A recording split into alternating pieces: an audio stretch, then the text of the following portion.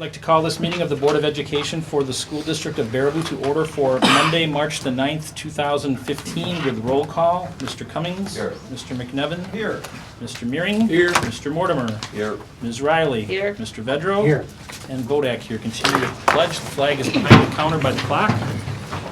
I pledge allegiance to the flag of the United States of America and to the republic for which it stands, one nation, under God, indivisible, with liberty and justice for all.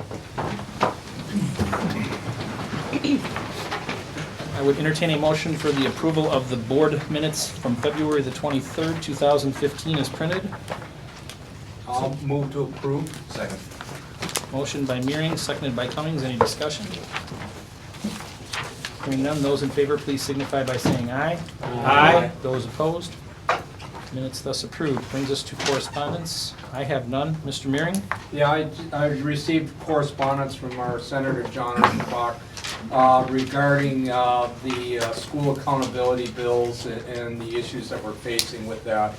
John also talked about school funding, and then just for an upcoming, there is going to be a joint finance committee community meeting in Reedsburg on the 26th. I plan on attending that and giving our school board resolution that we have on the budget. So that's my correspondence I received. Okay. And I was not made of any additional board correspondence. Administrative correspondence? In addition to the correspondence that Lori shared through the board notes, I do have copies of the District Administration magazine, which highlights Baraboo as a district of distinction. I have a few copies here, so I'll just pass those around if you want to take your time and look at those. And then also I received 2 pieces of communication from CISA 5 regarding our youth apprenticeship program. The grant this year will reimburse the district $200 per student.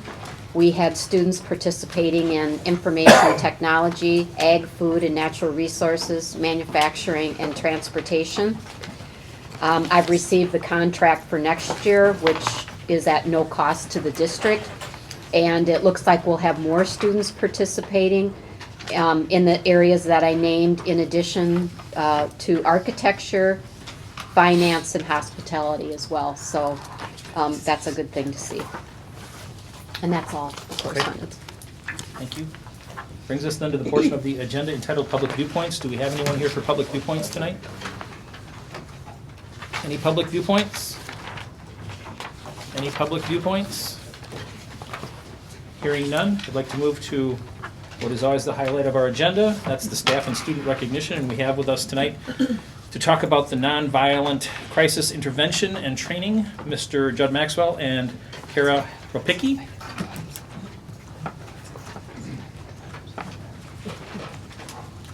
Thanks for having us. I'm not sure if I'll need a microphone because I'm pretty loud by nature. The nonviolent crisis intervention that this district provides its staff, I think is something that I want you to know more about why we feel it's important, and about why it's a good thing for kids in general. The fact that we use this comprehensive plan to diffuse challenging and disruptive behaviors before things become a crisis mode in our schools is really critical. There's 3 areas that I want to talk about real briefly about how it benefits our staff, our district, our organization, and then the people we serve, those being our kids. As far as the benefits to the staff, it's going to certainly reduce the risk of injury by minimizing and decreasing any of the types of physical interventions that would have to take place. And mainly we're talking 2 things here. Restraints and seclusion are 2 of the buzzwords that you're going to hear. But before we even get to that, there's a whole lot of work that goes into trying to diffuse situations, understand what's in front of you, understand the moment that any of the children find themselves in, and how we're going to go ahead of staff and intervene with that.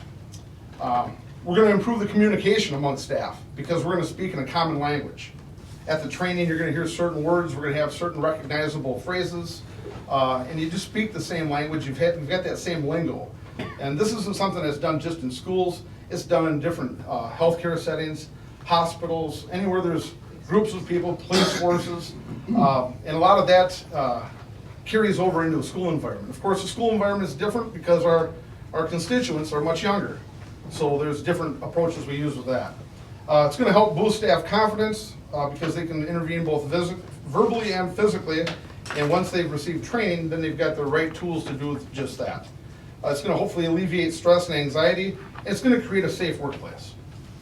No one wants to come into a school knowing they're not equipped to handle a situation should things occur at a moment's notice. How does it benefit you, the leaders of the district? It's gonna minimize your risk to any potential liability. It's gonna hopefully improve your staff retention because they're gonna have the necessary skills to handle difficult situations. We're going to learn to comply with the legislative requirements. Danny stops in at every one of our trainings the first day, and she goes through her portion of what state statutes and how it relates to us as staff and what it means for us as far as the district accountability. We're going to create a safe and caring and respectful environment for everybody that's in their buildings. So first and foremost, it's the children we serve. How do we benefit them? They're going to be well equipped to handle their own situations. They know how we're going to react. It's going to build that sense of trust. They're going to learn new coping skills. We teach them positive behavioral choices and how to react to situations. And in general, we're going to feel supported by our fellow staff. So to date, we've got a majority. I'm a special ed teacher. Carrie's a special ed teacher. I'm at the high school. She's at our elementary schools. And the majority of our special ed staff has been trained. We've been training together for the last 3 years since 2012. So this number that he's going to share indicates how many staff have been trained since 2012, since we've become the district manager. And we're only 2 people. That we did have a third trainer when Dave Constantine was here. He'd done that for years, I believe. And back in the days when Scott Carr was here, I know I received some training through Dave and Scott at that time. And so we've taken this over, the 2 of us. Right now, the total amount of staff since 2012 is 157. Danny dug up some numbers and broke them down for us. 172. And then, that's revised because we had some duplicates. Oh. You didn't get the memo. Sorry. But we have 66 support staff, which is your educational assistants, custodians, secretaries, kids staff at that level. Why is that so critical? Guess.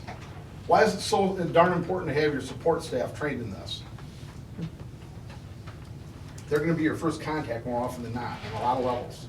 I can't tell you how many educational assistants have really good relationships and that first contact with some of your kids here. People walk into your office, you've got your administrative assistants, they're going to be the ones that are going to have first contact. If something were to happen, Angie Bailey, front office staff here in this high school, hopefully can intervene. And that's especially true in the elementary setting as well, because many of the behaviors we're seeing at the elementary level tend to happen at recess, because you're outside, you're playing, your energy gets a little hyped up, and then kids sometimes want to roughhouse, and as educators, we can't allow maybe what our kids would do at home to happen on the playground. So a lot of times people at recess are your support staff, and so the more awareness, the more training that we give them, the more they're able to handle those situations without having to call in for administration or for special ed staff. So on top of the 66 support staff, we also have 78 certified staff, so teachers, school psychs, OT and PT people, and then also 13 administrators have received training. So that's a pretty good cross-section of what we've got, but we'd like to do more. I can speak on behalf of the high school. I'd like to see eventually every general education teacher receive the training. So where do you come in? Well, we need to have you continue in support efforts such as this. It's tough in the sense that the way we do this is during the school day. The district's going to pay for subs for the 2 of us to do the training. Anybody who gets trained, I think they go up to 40. I don't think we've ever had 40, but we've been close at times. So you're getting subs for those people that need to be trained. The educational assistants find themselves in a tougher bind because oftentimes they're not going to receive paid training hours. So they're expected to do it during the summer months on their own, and that doesn't necessarily happen. So somehow, some way, if we want to make this a priority, there has to be the commitment from the board, the community, us as educators to make sure we kind of move this forward. And we're always going to be consistent with what we do. So those are our challenges, and I don't want to really go into the specifics of what we do, per se, because that's a 2-day training, but I'd be more than happy to answer any questions, Carrie and I. And the biggest thing I want to emphasize and leave you with is that what we do is going to be based on awareness, awareness, awareness. If nothing else, to talk to our staff and make them aware of correct and different techniques, correct procedures, and how to diffuse situations before they have to get to that crisis situation. All in favor, anything that we can do to support. I'm also interested in what your experiences have been in terms of the numbers of issues that you've had to be engaged in. Are those growing? Where are they? We know they're in recess because that's where kids are colliding back and forth. Do we have as much supervision as we need to ensure the safety and the comfort of all of the kids playing?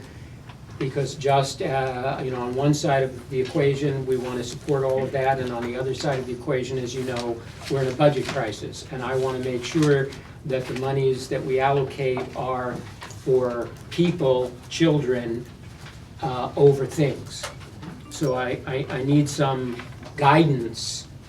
I heard a lot of numbers of people who have been exposed and trained. I also heard, I think, that some of them are not going to be accessible to us. And I'd like to, just get some feedback on that. Sure. Not that I'm going to defer to you, but I want to start at the lower levels, and maybe Carrie can kind of explain a little bit about what goes on at the elementary schools, because even at our own trainings, I'm a high school guy. I haven't stepped foot into an elementary school in a while, so some of the stories I hear from our own staff, I'm taken back by. The level and degree of what goes on in some of the schools without proper training, it'd be a little scary. It's scary enough as it is with training. So I just wanted Carrie to kind of speak to some of what that might look like. Well, and I should also just put parentheses around that. We also know that there is an exponential rise in the needs of young children with autism specifically and other areas of special ed. I have a particular interest to make sure that the most needy are given the resources that they need, okay? And I see this as one venue to help in areas of control of behavior, but I'm also interested in other support mechanisms as early as we can. As we've heard from medical professionals about the earlier intervention that we can, the better off that young child will be both academically as well as in behavior. Well, I can share my role in the elementary setting. I am the CDS / I call myself the autism teacher now as well, because my program is going more into students who have severe autism. So I can speak at least to East Elementary, the needs of some of the students with special ed needs, autism, emotional behavioral disabilities. They're rising. I'm assuming that's the same at any other of the elementary schools. Danny could probably talk with that. But the area of special ed, we have a little bit more of ability to provide the support needed through IEPs and through getting to know students. And some of the stories that we've been hearing this year through some of the trainings we've been doing from some of the teachers or support staff throughout the entire elementary is there's a lot of students, you even think of little kindergartners, early childhood, 4K, that are presenting some pretty interesting behaviors that are pretty difficult to try to manage. And even through the nonviolent crisis training, a lot of the answers that we look for through them, they don't have a lot of good ideas on how to help the little guys. It's the taller guys, here's what you can do to help de-escalate. But as Jen and I always say, the maturity as you get older, students can understand more language, they can understand, when you give choices or set limits. So I think the biggest struggle, and I think some of the elementary principals might be able to speak to that too, are with the little guys who might have some medical or mental health issues, or might have some sensory issues that may not be in a special ed program, or might be those gray level kids who, they have so much going on internally with behavior and with emotions that they can't, be the ones that are sitting and learning.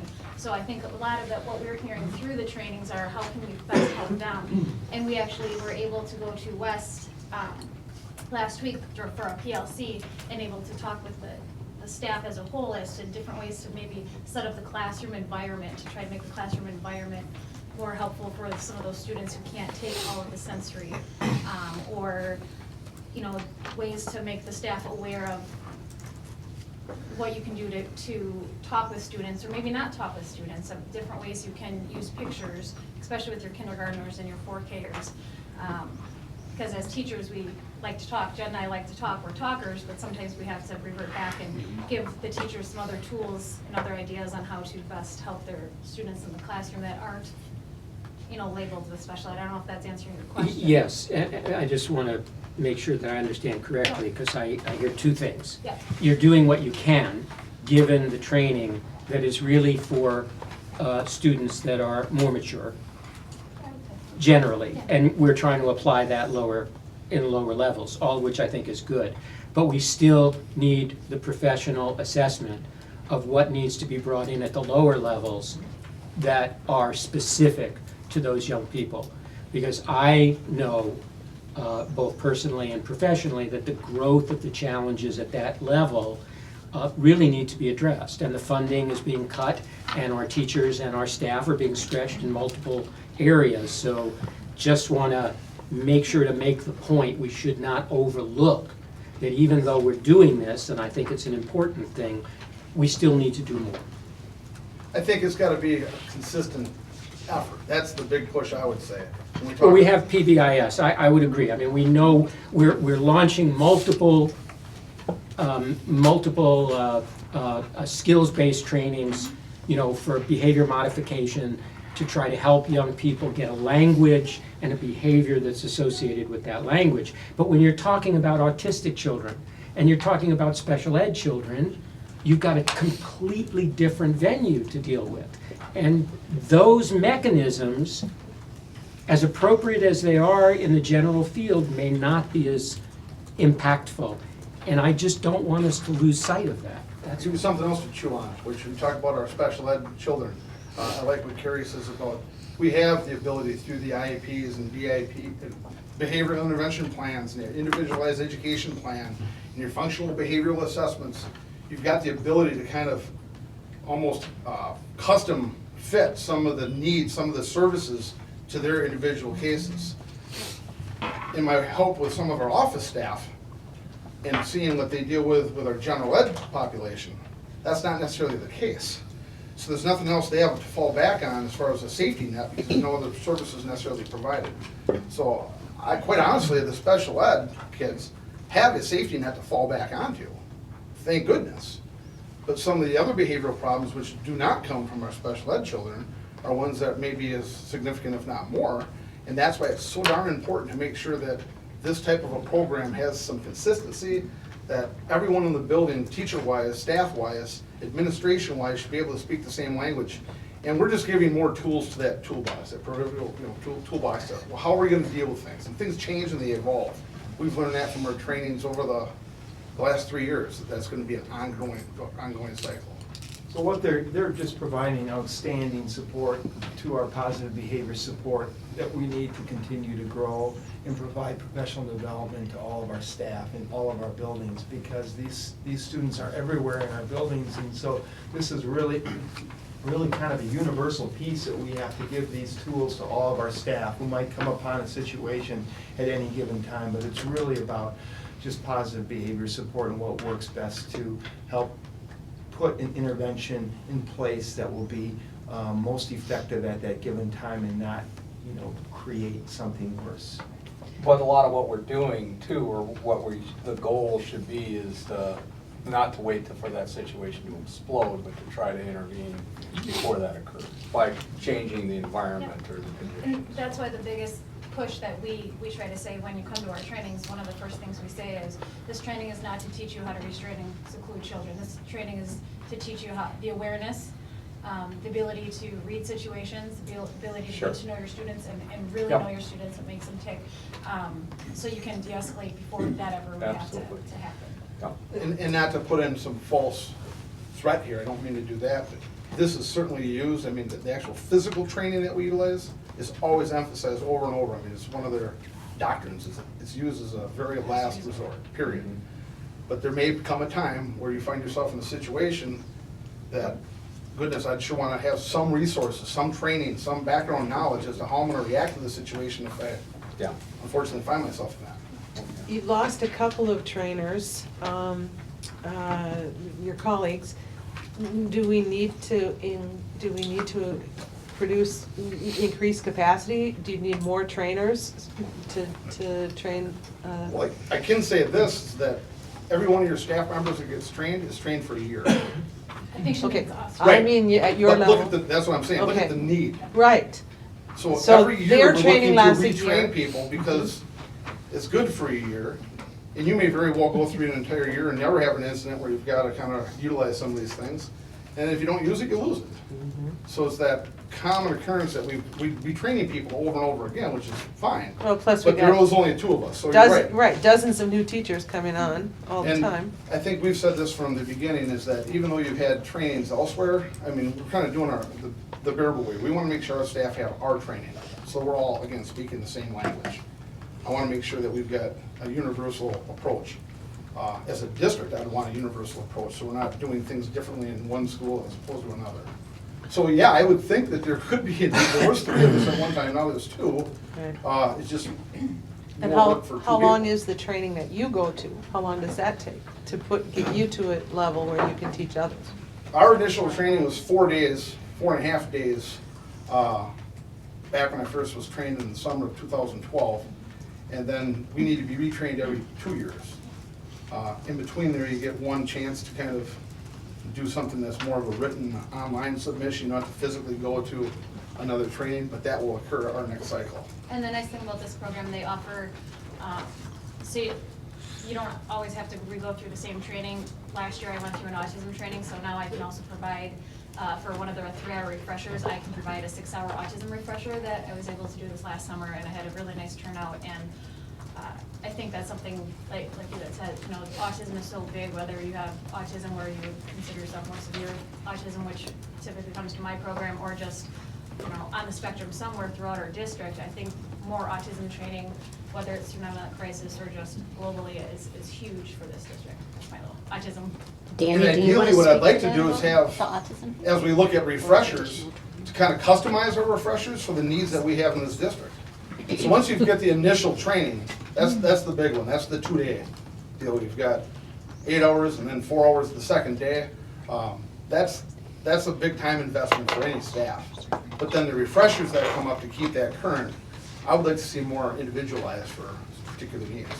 Because, I mean, obviously it varies between elementary and what we deal with here in high school. And do you think 3 is an ideal number for of people with your level of training, or even more? Well, I can assure you 3 was a lot better than 2. When you work with Dave for such a short time, he was just a wealth of knowledge with what he had provided us, so. Sure.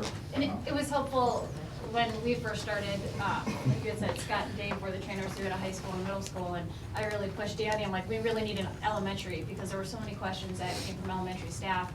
And not that Scott and Dave didn't provide good answers, but a lot of it was, oh, little guys don't act like that. You know, I can't see a kindergartner doing that. And I remember I was at a training with Kalanda, we're like, oh yeah, they do all the time. This is real, this happens in our schools. So, you know, I think the elementary, middle, and high school, those are, you know, if we get a third, you know, it'd be nice to have one from each level, because then you have somebody, at least in your building, if not in an elementary setting, that can help provide some of those answers.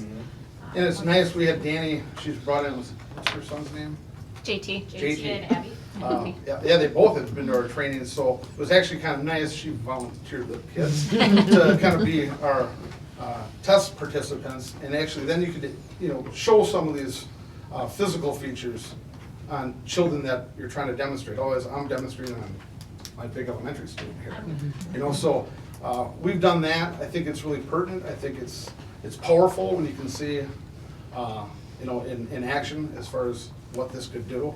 It brings it to life, because should any of us ever come to the point in time where we've got to physically lay a hand on a student, that's going to be, that's taking. I mean, it's something you don't really prepare for. So the training is helpful that way. The cost of the trainer to become a certified instructor is about $2,500. So certainly I would definitely agree with Judd and Carrie that, you know, the more manpower we can dedicate to that, obviously the better. The other role that Carrie and Judd are finding themselves in more and more is actually going out to different buildings and consulting on specific kids. in terms of how to address some of the more significant behavioral challenges that we're seeing. So I think certainly we can work to prioritize to get another Well, for training. any of those who've been through the training, the words you'll hear us utter time and time again is, well, that depends. Because there's so many specifics that you really can't address at the general training that you try to do, but there's just too many moving parts and too many variables to consider. So when things like that occurred last Wednesday at West, we came in for a very specific group of teachers, teaching assistants, and talking about very specific situations. That was nice, because then we could kind of pinpoint and, exchange some ideas. I'd like to see the district allow us to do more of that during some PLC times as needed, because that's real important training. That's what we're there to provide. Is there some reporting process that you can utilize to help track what you're training? How many times within the district I don't know how you decide it wasn't utilized, it was utilized. I mean, is there a way that you can somehow track? Well, the legalese, Kevin, that Danny she explains to the whole group that, should you get to the point where you've got to use some of the physical interventions, well, then there's a very prescriptive form that you fill out. You've got to have things monitored. You've got to kind of every 5 minutes determine what goes on. All of that information, if please falls on her desk, at the end of the year, she compiles all that, and every one of you are privileged to that information on an annual basis. So you could probably go back and take a look. I don't know what the reporting was prior to this. You can take a look and kind of compare over time of what the incident levels are like. Is there a trend upwards, downwards? Has the training helped mitigate some of the occurrences? So yeah, that is possible. Any other questions? Thank you very much for Thank you both sharing for that. being here, and I want to reinforce too the time commitment that both of these individuals have made to the district, because I know Judd and I have had a few conversations about this. They do invest a lot of their own time. That takes away from their family and from their job responsibilities to work with our staff, and you're right, it is very, very important. So on behalf of the board and the district, thank you so much for your leadership and sharing your expertise with our staff. Thank you, Judd.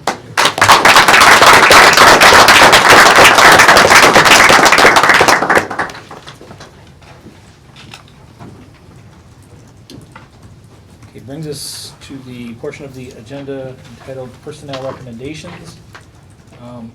The board should have received a resignation that would be added to the agenda. That was for Jennifer Vale from the 4K program at Sunshine. Would entertain a motion for the approval of that resignation. I move to approve the resignation. Second. Motion by Mearing, seconded by Riley. Any additional discussion? Hearing none, those in favor, please signify by saying aye. Aye. Those opposed, motion carried. I'm not aware of any additional retirements or new hires.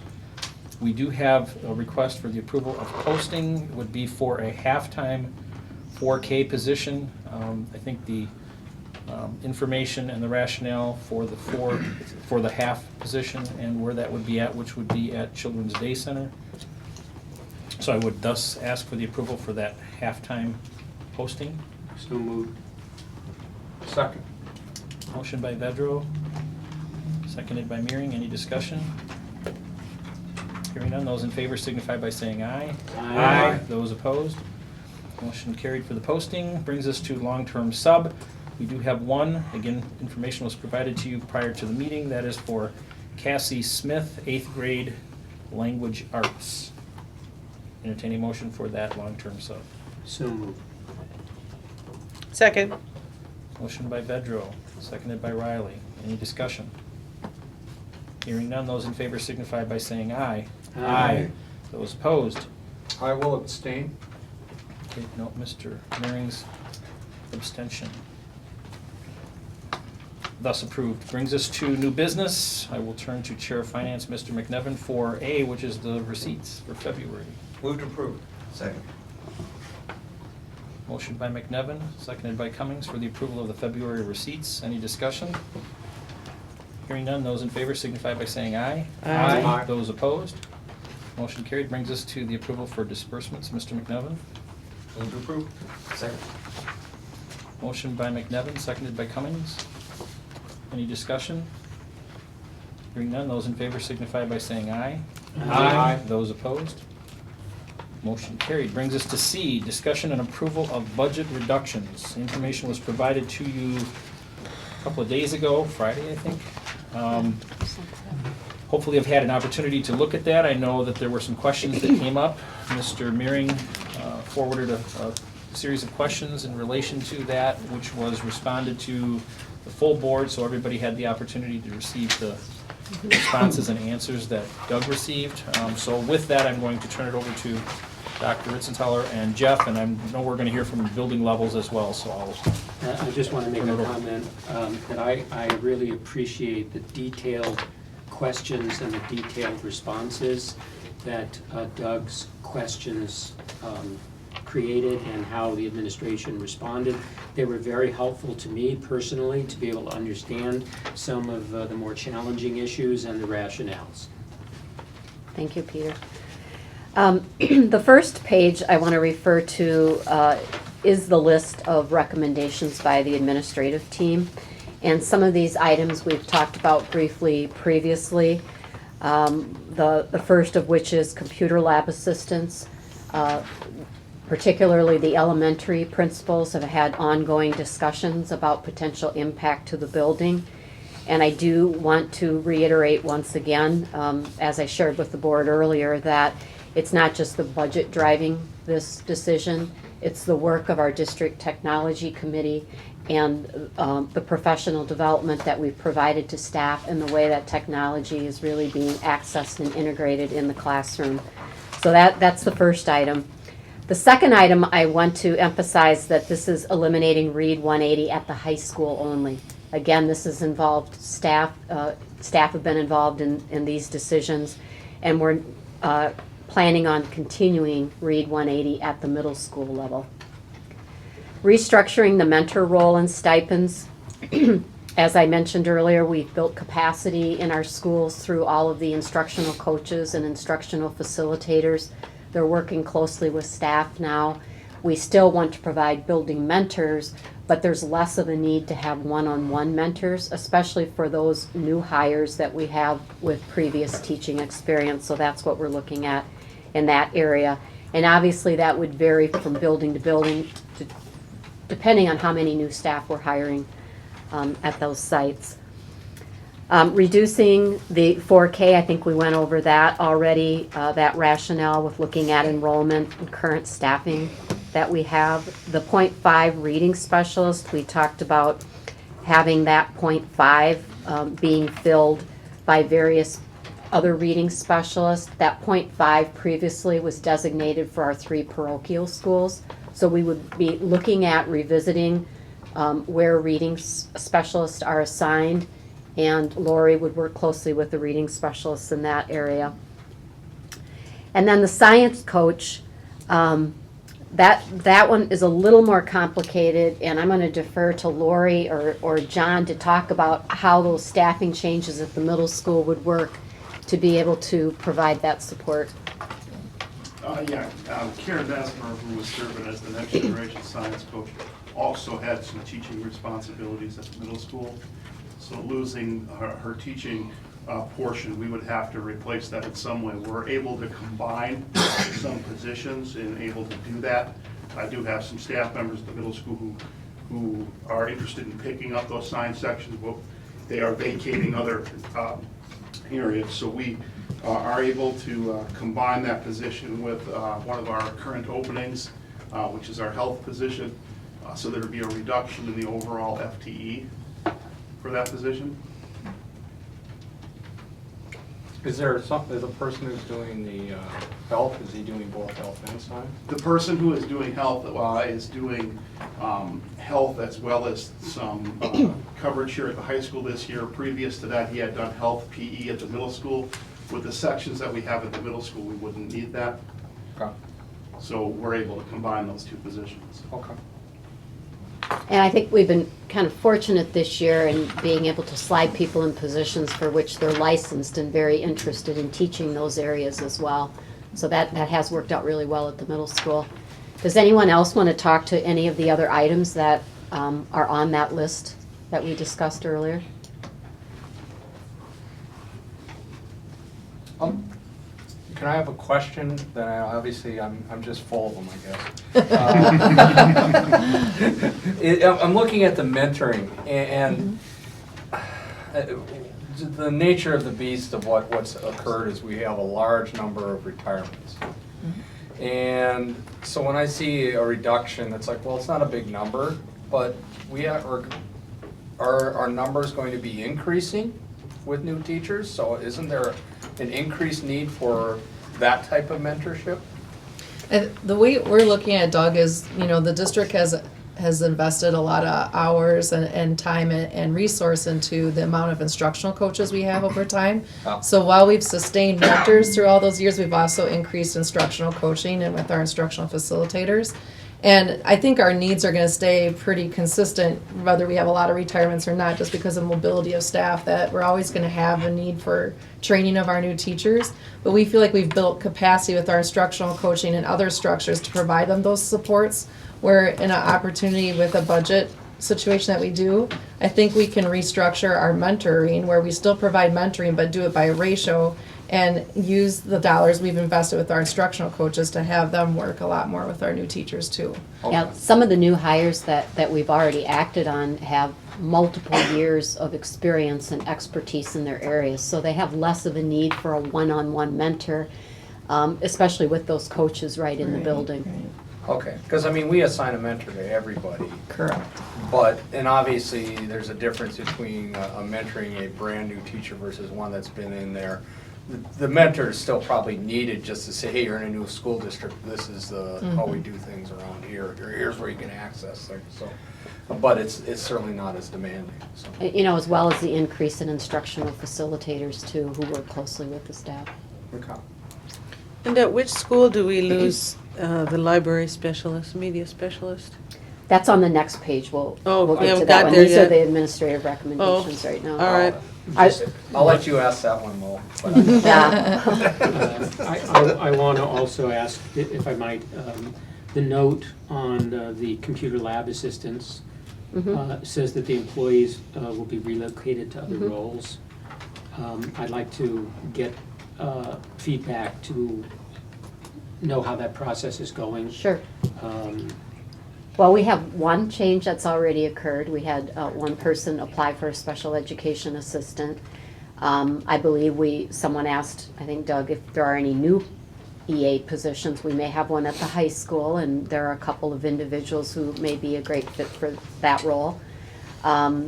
Some of the computer lab assistants are primarily in an EA role, not a computer lab role, so they'll continue with that EA role, and through attrition, we'll look at keeping those quality individuals in our schools to be designated however the building principals, determine is needed.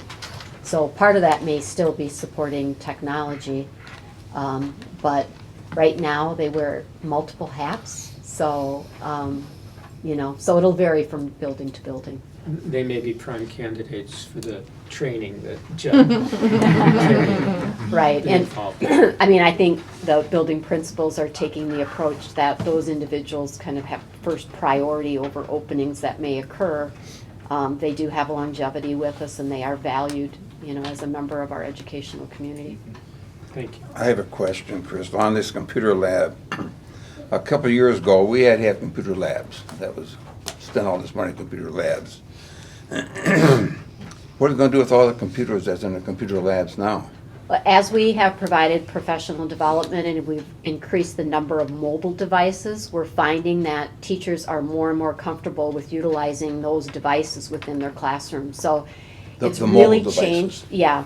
So iPads and Chromebooks rather than stationary computers. And even the testing this year, You can do it in the classrooms, yeah. was done in the But- classroom. So what we're looking at through natural upgrades is moving away from that one size fits all, go into the lab and have supervision by an educational assistant.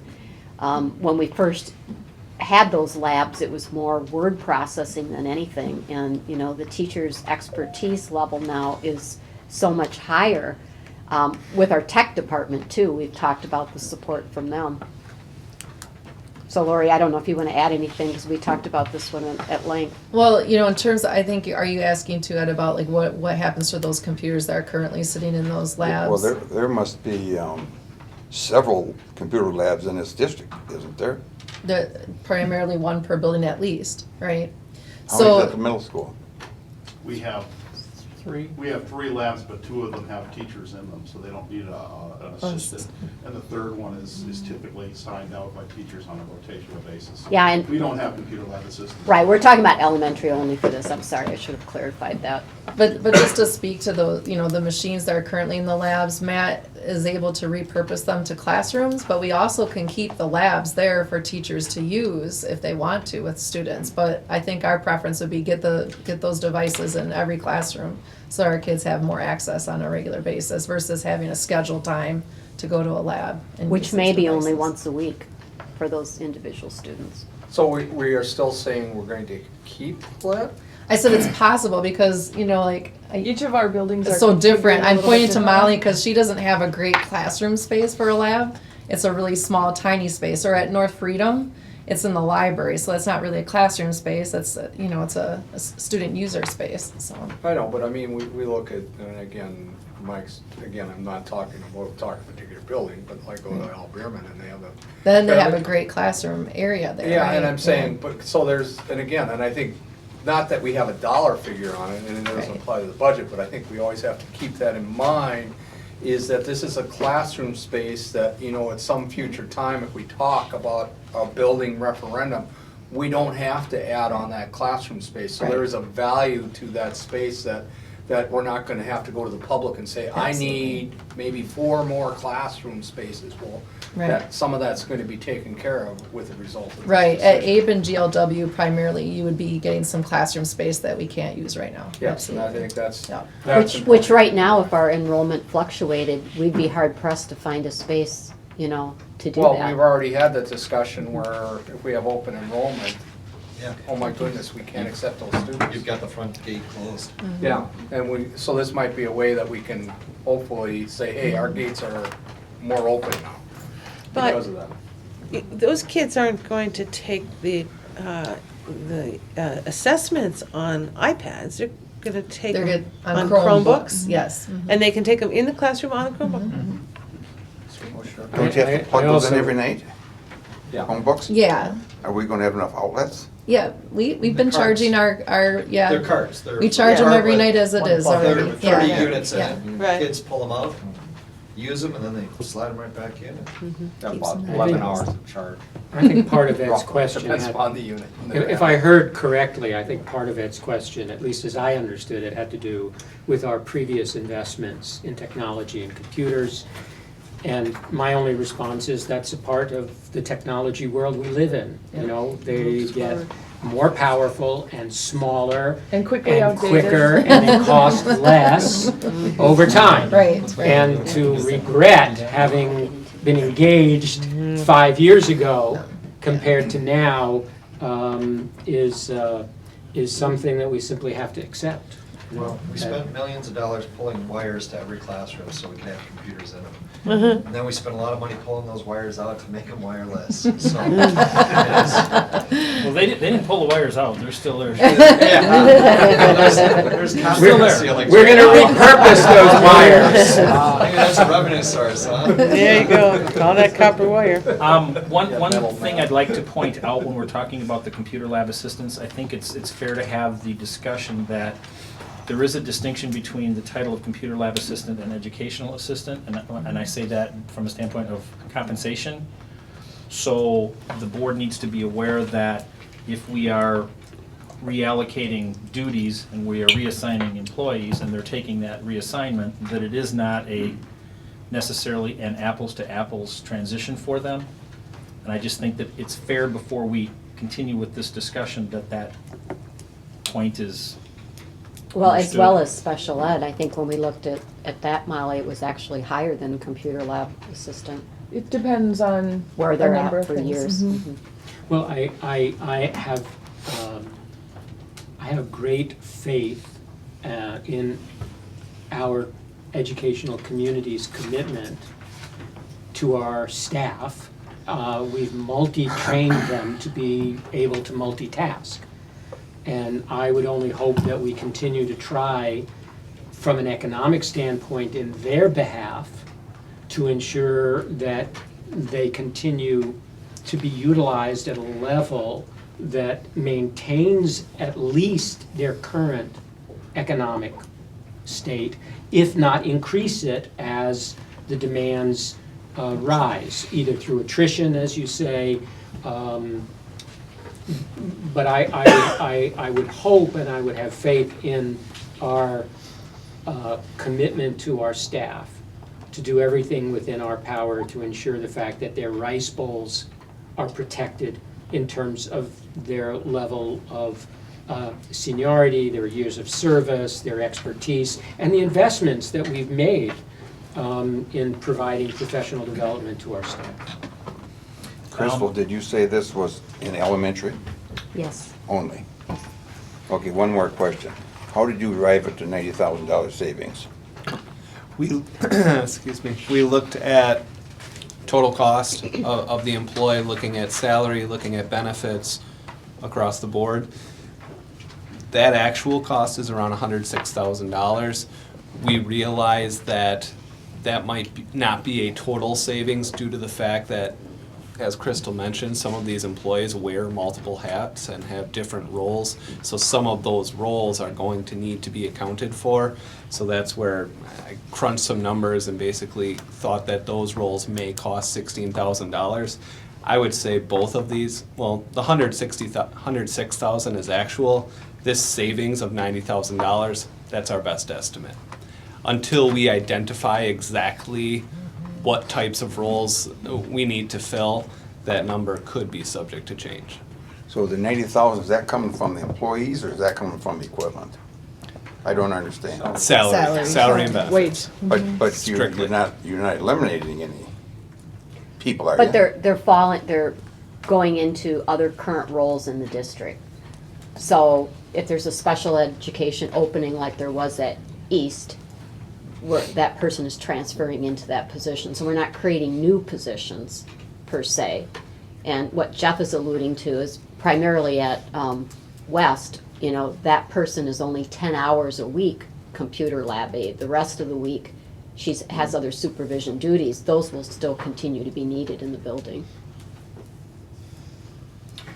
As it is presented, you've got two sets of information. One is the hard recommendations, which is what we've just been discussing. And there is some other items for consideration that we can have additional discussion on. I would like to, from the standpoint of giving direction to the administration and giving some concrete numbers to our budget moving forward, I would like to entertain a motion to accept the recommendations that we have just discussed, which the total estimated savings is the $235,600. So moved. Second. Having a motion by Mr. McNevin, seconded by Mr. Cummings. Any further discussion or questions? This motion is to give direction to administration that these are the policy, or these are the positions and strategies that you should continue to follow, yes? Correct. Anything else? Those in favor signify by saying aye. Aye. Those opposed? Motion carried. That brings us then to the other items which are for consideration. Part of the reason they're not in the list we just discussed is the numbers are, number one, a little bit harder to pin down. Some of them require some further additional discussion, further information gathering. So for those numbers, I'll turn it back over to Jeff and Crystal for. Yeah, and I want to start out by saying these aren't necessarily administrative recommendations. These are other potential areas of cost savings should the board provide direction to us to dig a little bit deeper in these areas and explore some possibilities. So we're going to start with transportation. I'm going to let Jeff talk a little bit about that process. Yeah, absolutely. And let me preface this with the fact that I'm sitting down with Cobeson next week, I believe next week, Thursday or Friday, to have a more global discussion of our routes and looking to see if there are additional cost-saving measures that we could take with regards to our routes. This is our first year with Cobeson, and they built the routes basically going off of what First Student had, and they are seeing some ways we might be able to save some dollars. What this first item really is what I'm mentioning here is 2 specific routes. We provide 2 in-city shuttles. One shuttle goes, and let me make sure I get this right, it's on the south side of town. And actually, let me pull it up here. Goes from Abe to high school, and then also has a built-in route with eligible riders. There's a second shuttle that goes from east to the high school and then from west to Abe, and those are both what it does in the morning. And these are shuttles that our district isn't required to provide. Historically, I believe we had these shuttles. The shuttles were eliminated, and then the shuttles were brought back at one time. So we are just throwing it out there that these are not required shuttles by the district. So it's something we want to put out there if the board wants to revisit and discuss that, what it provides. Do we have numbers on the utilization of We those do. shuttles? We have 123 students that signed up for the East Shuttle and 85 students signed up for the South Shuttle. The East Shuttle, and this is from our transportation company, the East Shuttle is consistently 50 to 60 students each way. The South Shuttle is closer to 45 students each way.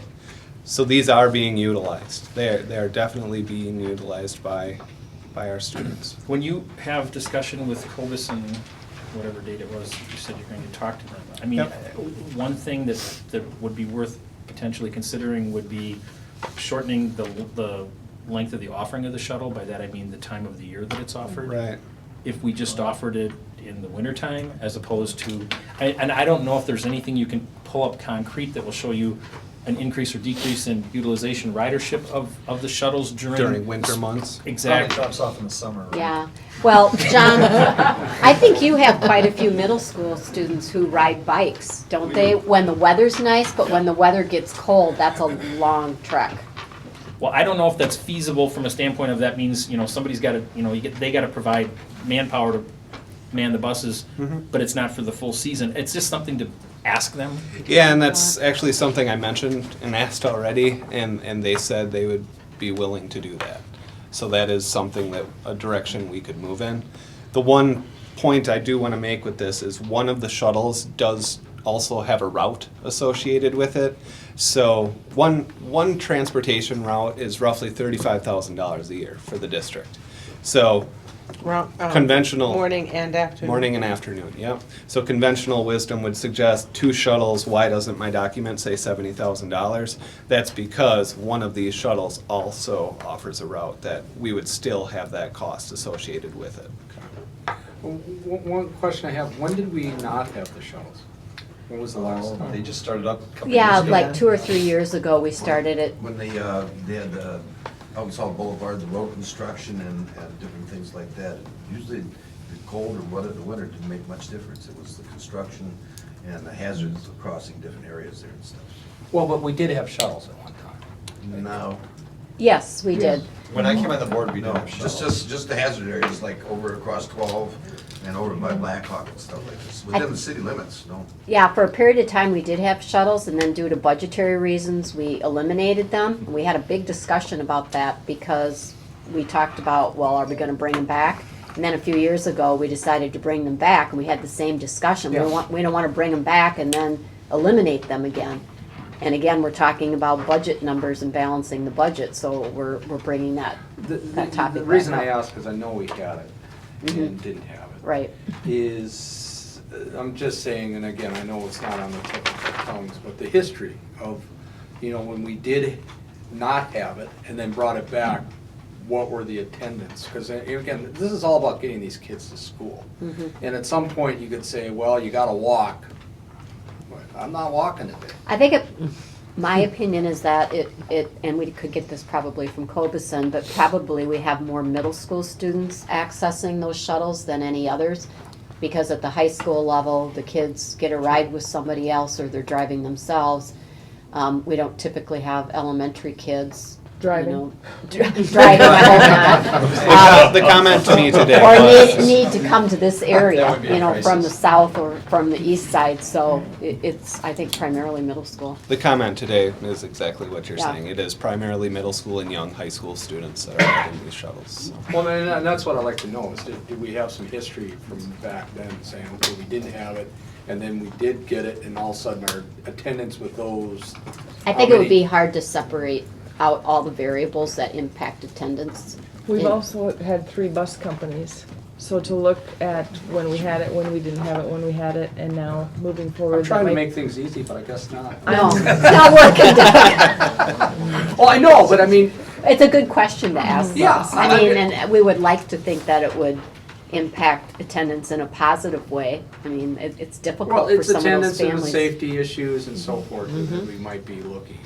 And so, I mean, I'm trying to say, okay. Those are big numbers. I don't remember when we were having the discussion to reinstitute the routes, I don't remember us talking about that many kids. This is a lot of kids. It's a lot of kids taking advantage of that. Yes. Yeah, it is. I mean, I think when we were talking as a board, we were talking a lot fewer numbers than that. Do we pay the same per route, no matter what the current gas price is? Or did we realize savings this year in our gas? There's some savings in gas, but the route price is unrelated to gas. So. Okay, but when the prices are low, we do realize some savings. Jeff, Yeah, we pay for does the any of this have, gas. so none of this has to do with Boys and Girls Club shuttle then? That's completely different shuttle. But that was comped this year by Cobeson? No, No?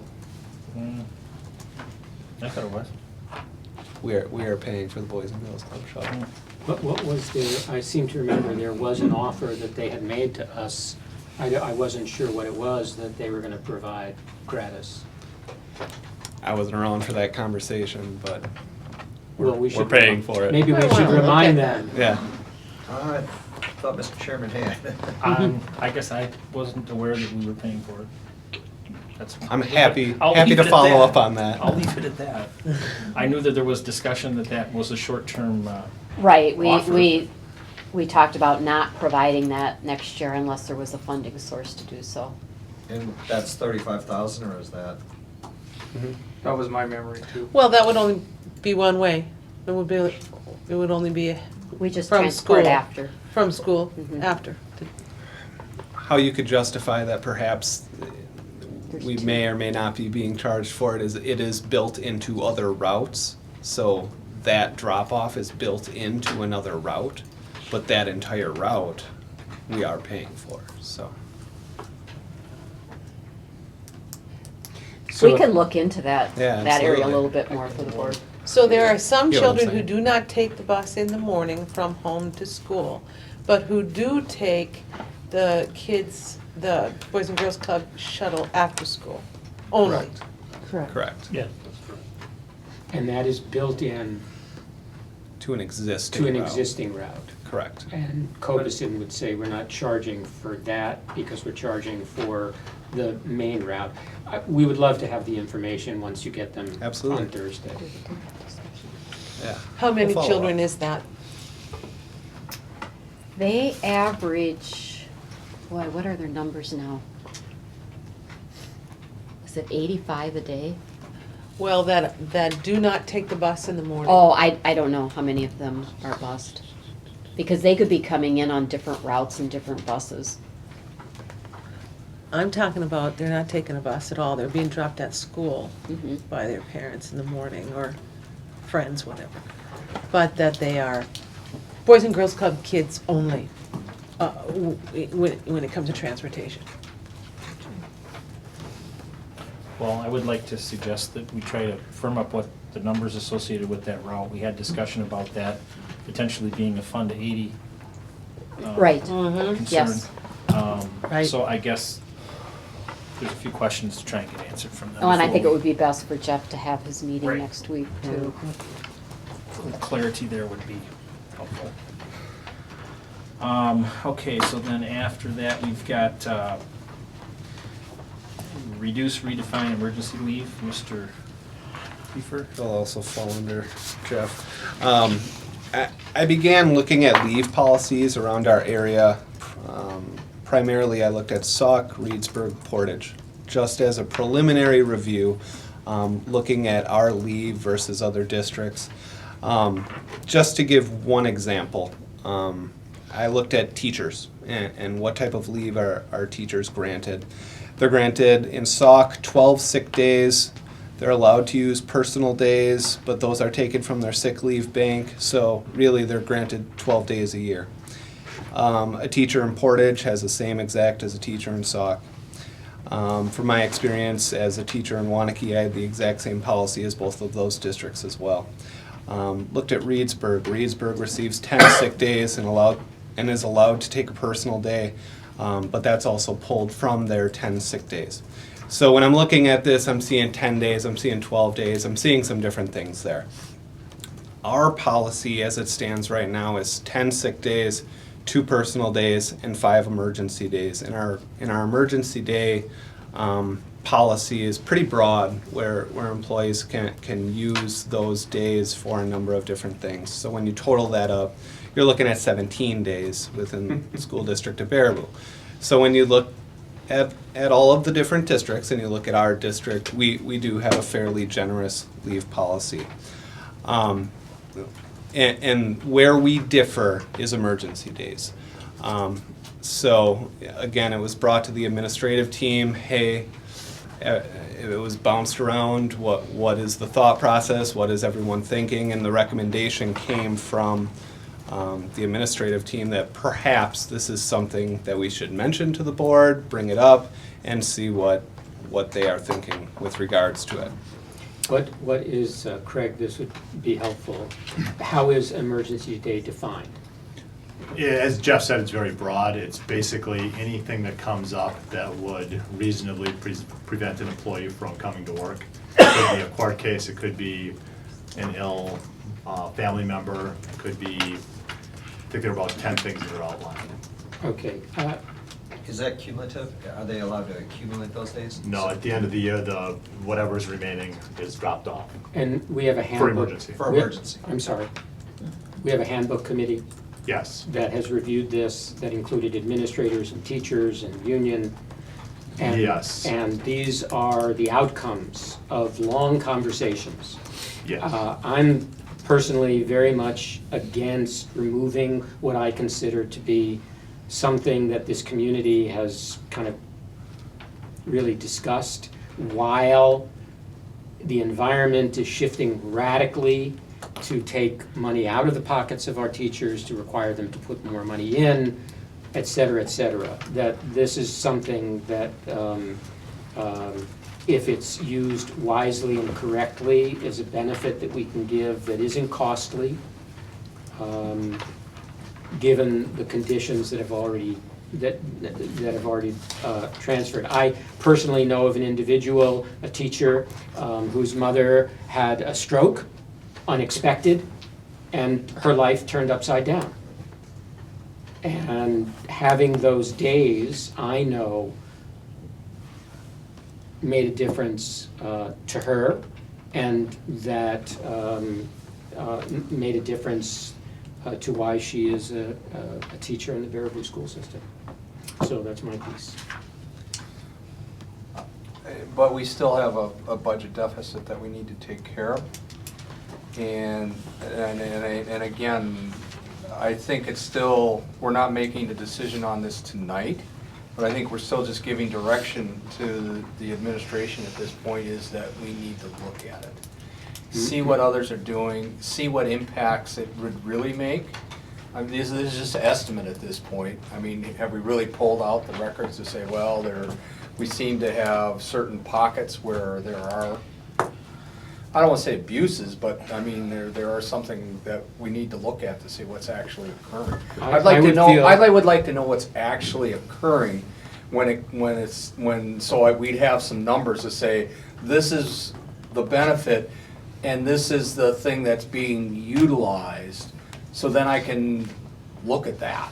So, I mean, I'd say, yeah, we need to explore this some more. We're not saying yes or no tonight, but we are saying we would like the administration to give further review of this and come back, and then we can look at it some more. I would just want to clarify one point, and that would be the principle that we ask the administration to look at what things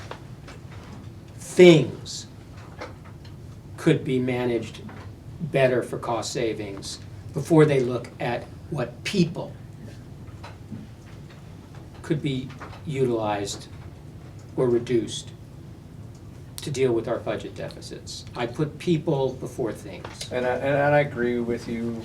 I know I would you do. agree, we have 70 to 80% of our cost, unfortunately, is, and again, not unfortunately, it's just the way it is. It is fortunate, yes, but it's people. And so I could say, and again, we're going to be talking maybe in the future of a referendum that says, maybe I can get some cost savings with fuel and so forth.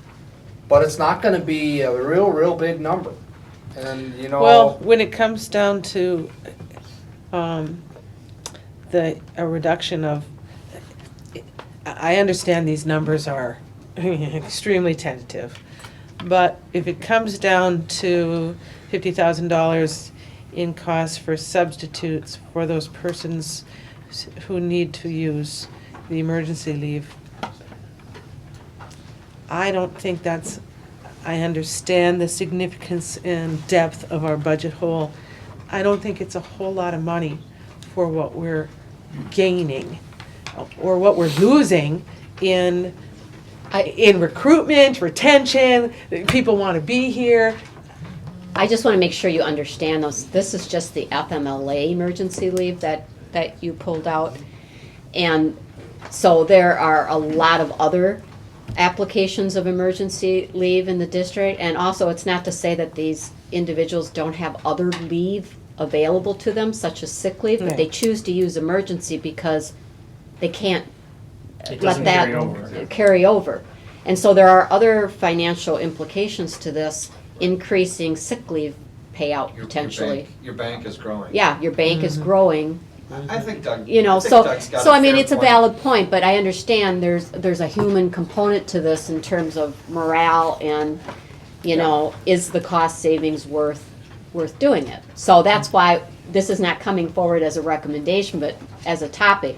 Do you want to take this off the table? Do you want more information? If so, what kind of information? I think the utilization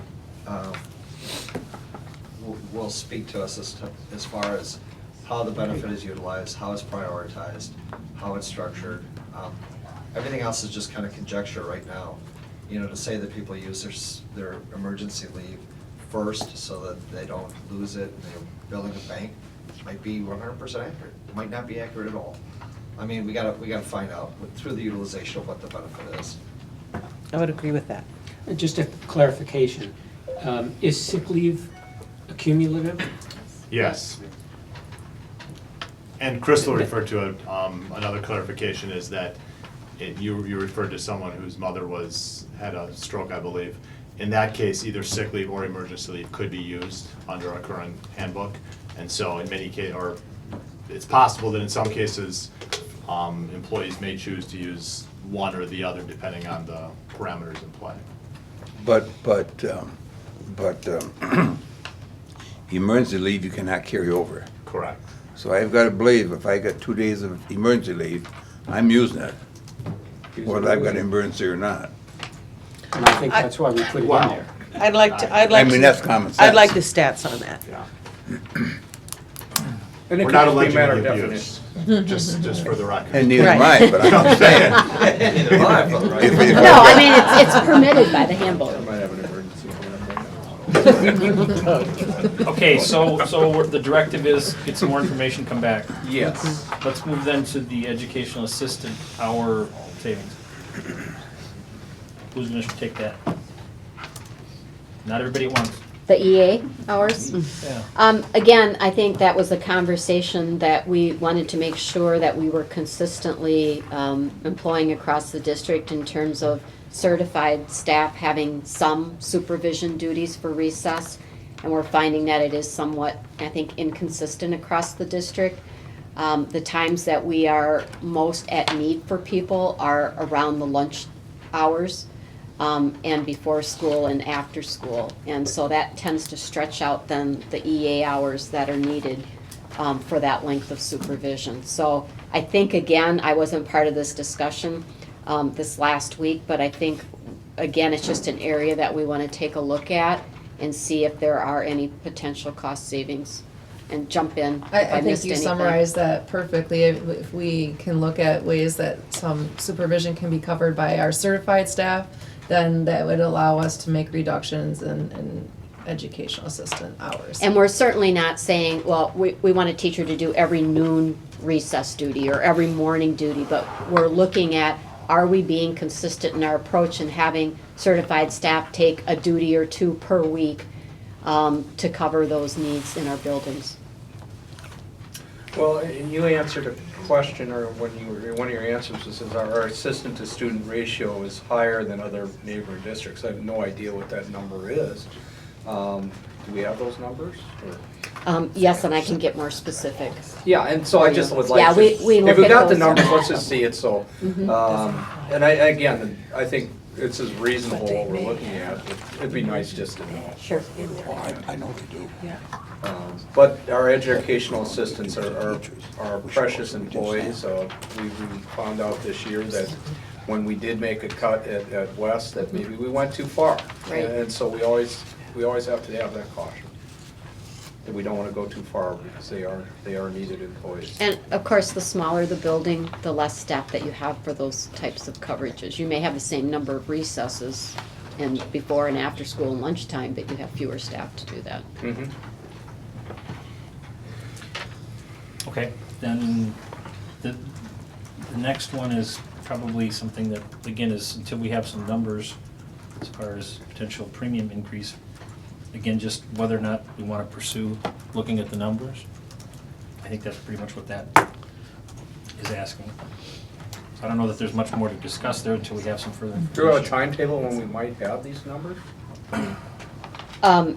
Well, I know that we had some preliminary discussion with Dan Lewison, and, you know, he feels the date should be May 1st. Okay.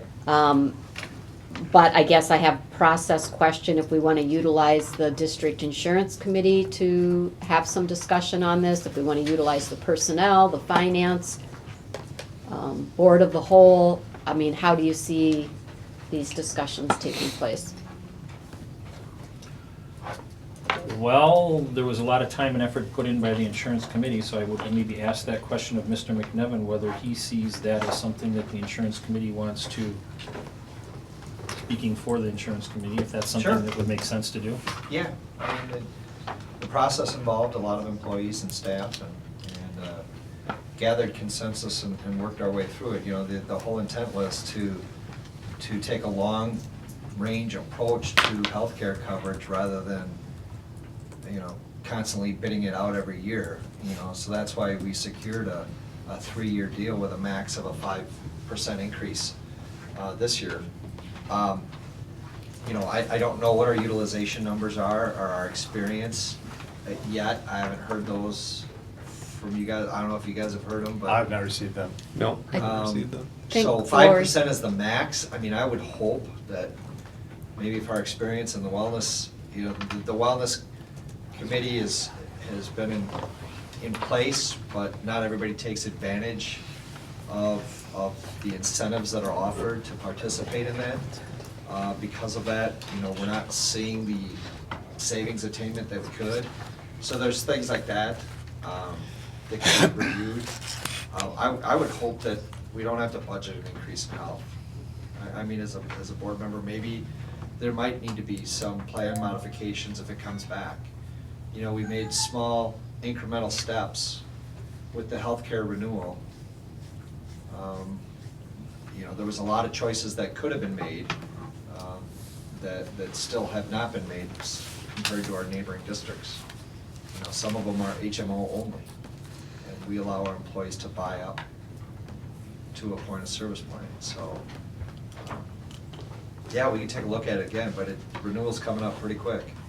Well, you have the next column down, or next row down, area employee contributions. I think that I would suggest that discussion needs to be a board discussion. I would prefer not to pit Yeah, insurance it- committee members against each other as to whether or not that should be implemented. Well, and it made, the insurance committee last time, I didn't want any group of employees to be the ones that made the decision or recommendations to the board. I mean, that's not fair to have you picking your healthcare choices for your colleagues.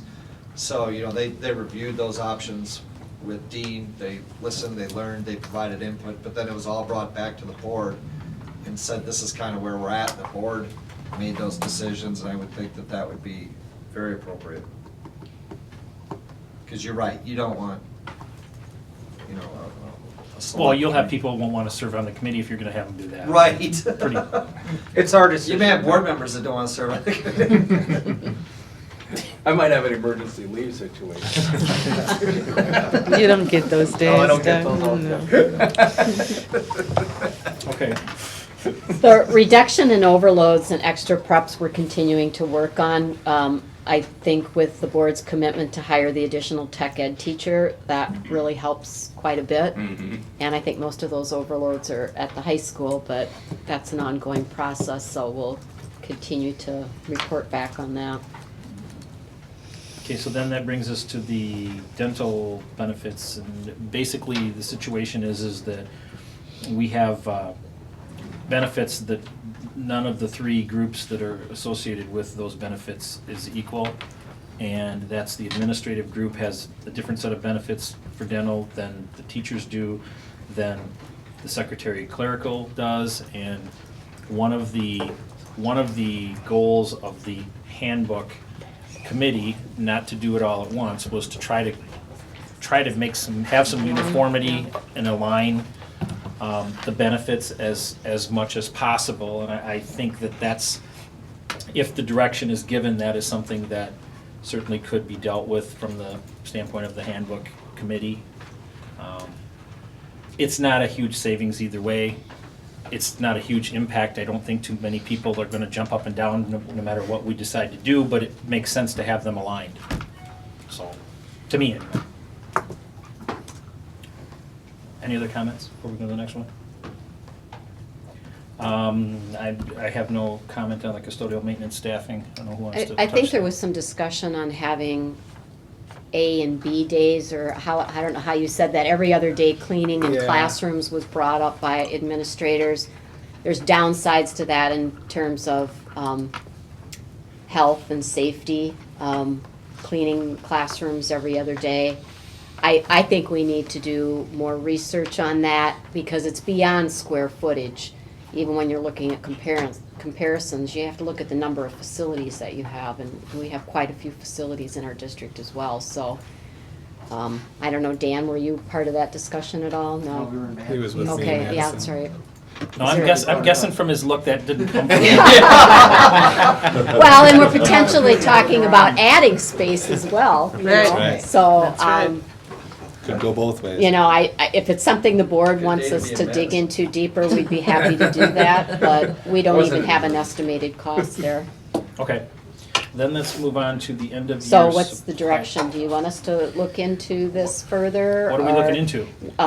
Wait and see how our numbers start to shape up? Let's wait and see. Okay. Well, I mean, Dan's probably, you're reviewing this stuff all the time as far as your utilization. I don't know what he's gonna find out. If that's any different than what he's doing right now. You did some time studies last year, didn't you? Yeah, this fall, Yeah. when they went through them, and they're understaffed at the time right now, so I don't see. Yeah. I don't see where there's not much to squeeze there. Yeah, we'll set that aside for the time being. Okay. Okay. Mr. Prefer, end of year supply budgets. I actually would defer. Lori, I don't know if you want to speak to the supply budgets. Okay, Mr. Prefer.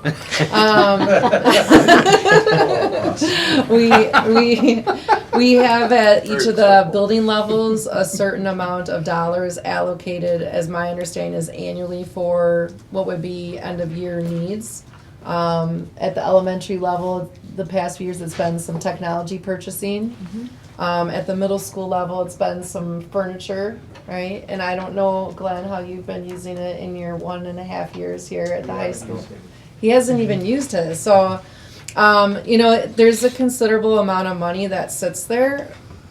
And this is just my bias, you know, it's money that, you know, when in a budget situation, if it's not needed until the end of the year, maybe it's something that can be used to adjust our budget. It's a minimal amount, as you see. Isn't this too. like $250 a classroom type thing? Actually, I'm not even talking about that. That's bid money that the staff refers to it. This is actually, like at the elementary level, it's $30,000. And at the middle school level, Well, it's 8 to 10. 8 to 10,000. That's just a one line item in the budget for that level. And I don't know what it is at the high school. A little more than that. Yeah, so Glad 100, 150. 150,000. He's got a lot. Yeah, you gotta remember there too. What money? that What money? it's just a little odds and ends like that in a warmer winter and what have you, that's what, that little add in here is always build our fund balance up. Right, So, right. That's if and you that's start- the thing. If you start Yes. depending on this now, you know, next budget cycle around, it's not there and you're sort of, it's gonna come back and get you, I guess. Right, and that's some of the conversation we had. I'm looking at Molly because we talked about it's nice to have those dollars there at times. Like we're gonna have a lot of new teachers at the elementary level next year, which might require some supplies. So it's I don't know if we have to have as much dollars or as many dollars sitting there as we do, but we do need to be mindful that there are needs that come up at the end of the year. Yeah. Well, and not talking to 10,000, but maybe I'm talking the $30 million question, is, and we're talking 2015, 2016. And again, we cannot predict necessarily what the legislature's going to do. But if we were in the current form, there is a form that's going to say, this is what we're going to be in 2016, 2017. This budget may look tough. Next year's might look tougher. And so we may need to be having those discussions too. Where are we going to be next year? A suggestion is we could bring forward how those funds have been used over the past few years to see what Sure. those funds have been used for. Whose discretion are they? Principal level? You weren't saying that at the end of the year, if Mr. Cornell's got $20,000 left over, he buys stuff he doesn't need. That's not what you're And that's not what I'm saying. insinuating. Right. I hope not. No, what we've done is we have classrooms that have furniture that are open in the building. So we've always replenished 1 or 2 classrooms at the end of the year to make sure that we're keeping up with the furniture needs in the building. And we've done similar things. For example, if we have furniture that breaks, like a teacher chair, we don't have an account to replace that. So we have to have a teacher chair. Right, and So I think those- the high school's done lockers and, you know, refreshed the lockers and replaced banks of them and stuff like that. You know, this is more to, I think, too, to create an awareness with the board that we're looking at everything and, you know, these are minimum dollars and, you know, I think our staff are pretty frugal in their approach and we all know that teachers spend their own money too in classroom needs, so it's not a big item for discussion.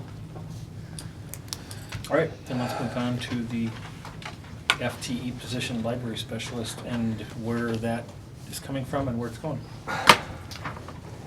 I was not there for the discussion, so I'm going to defer to Molly and the others who talked about this at the elementary level. This would be at the elementary level.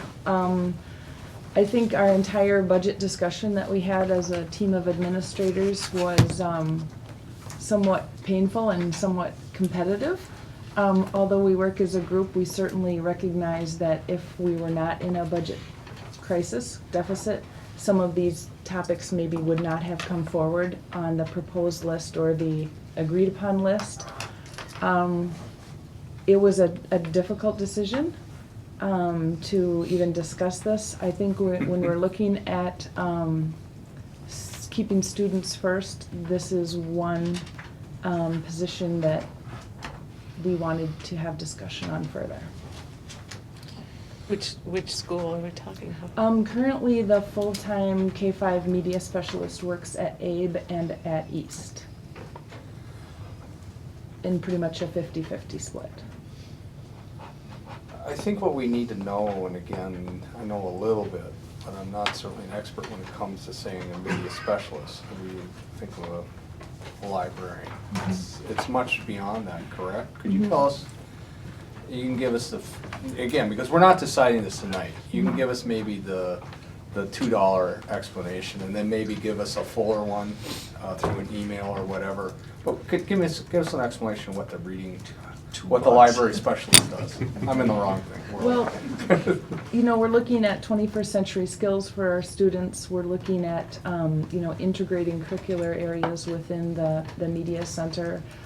It's more of a global approach to how we can move our kids forward, how we can support our teachers. It's very similar maybe to the coaching role that you might be familiar with from a reading specialist or a math coach. Just in the area of K-5 media and at the elementary level, there's a big technology piece that's also in this position and how it works. It's relatively new. This is the second year. We had one some years ago, and due to budget issues and the employee leaving the district, that position was reallocated. So, you know, it's a tricky discussion to have. Do we see benefits from the person in this position? Yes, most definitely. Are we gonna reduce our budget by talking about, you know, $3,000 here, $10,000 there? No.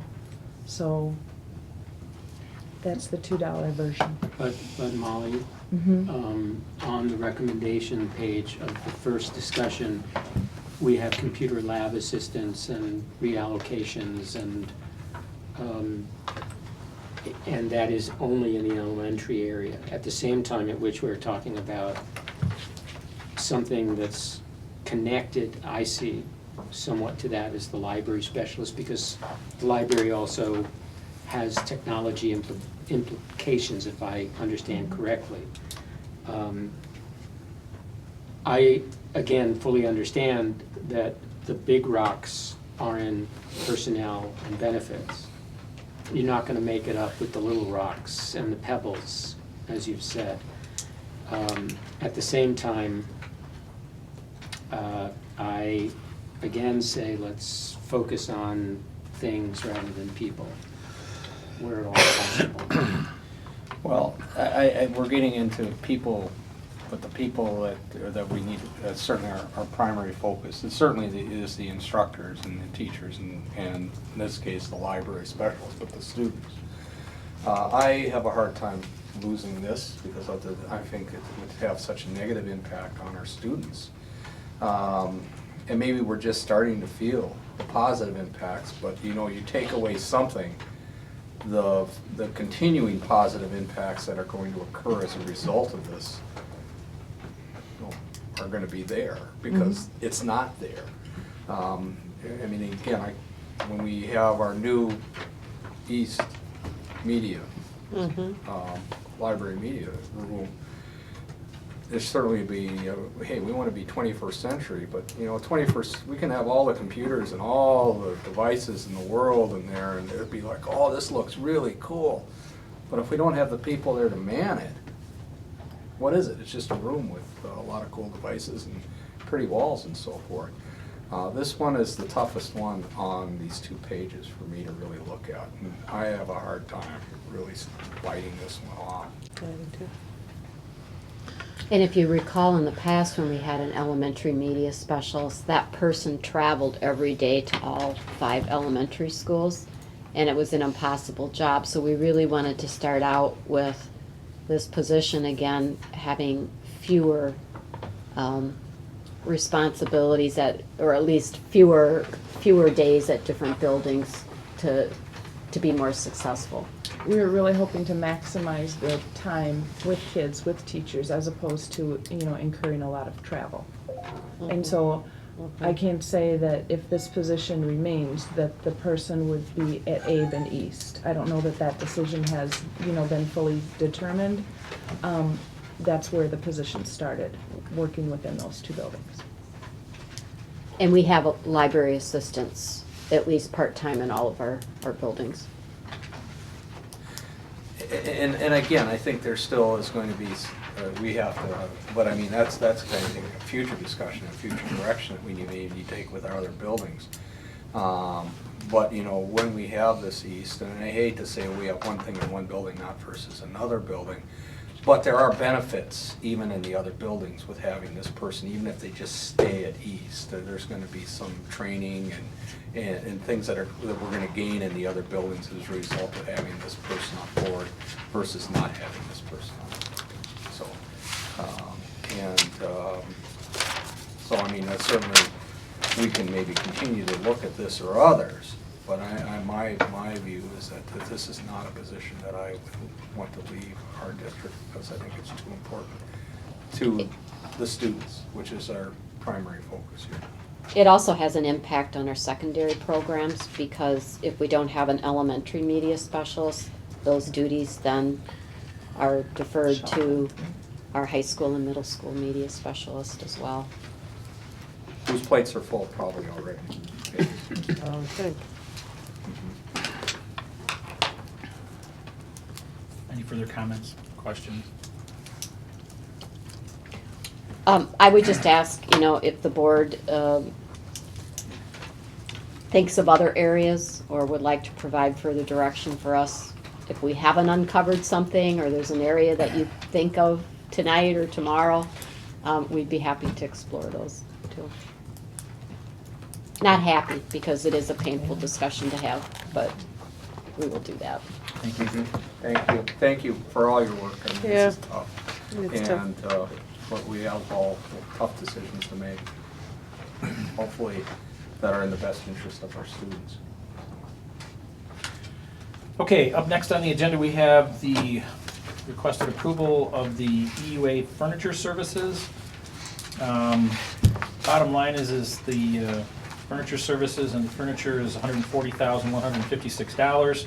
This is in conjunction with the upcoming building projects, and I just want, I don't know, if Jeff, if you want to give just a quick overview of what, it's not a very large scope project, but just basically where it's coming from? Sure. EUA would provide us with furniture services. This would include bidding out to different vendors to purchase our furniture, the design, overseeing the installation, having a punch list afterwards to come back and double check to make sure everything's in its correct place, holding vendors accountable, and really overseeing the entire furniture purchase and installation across the district for the entire referendum. It's 9% of the total cost of furniture is what the cost is with EUA.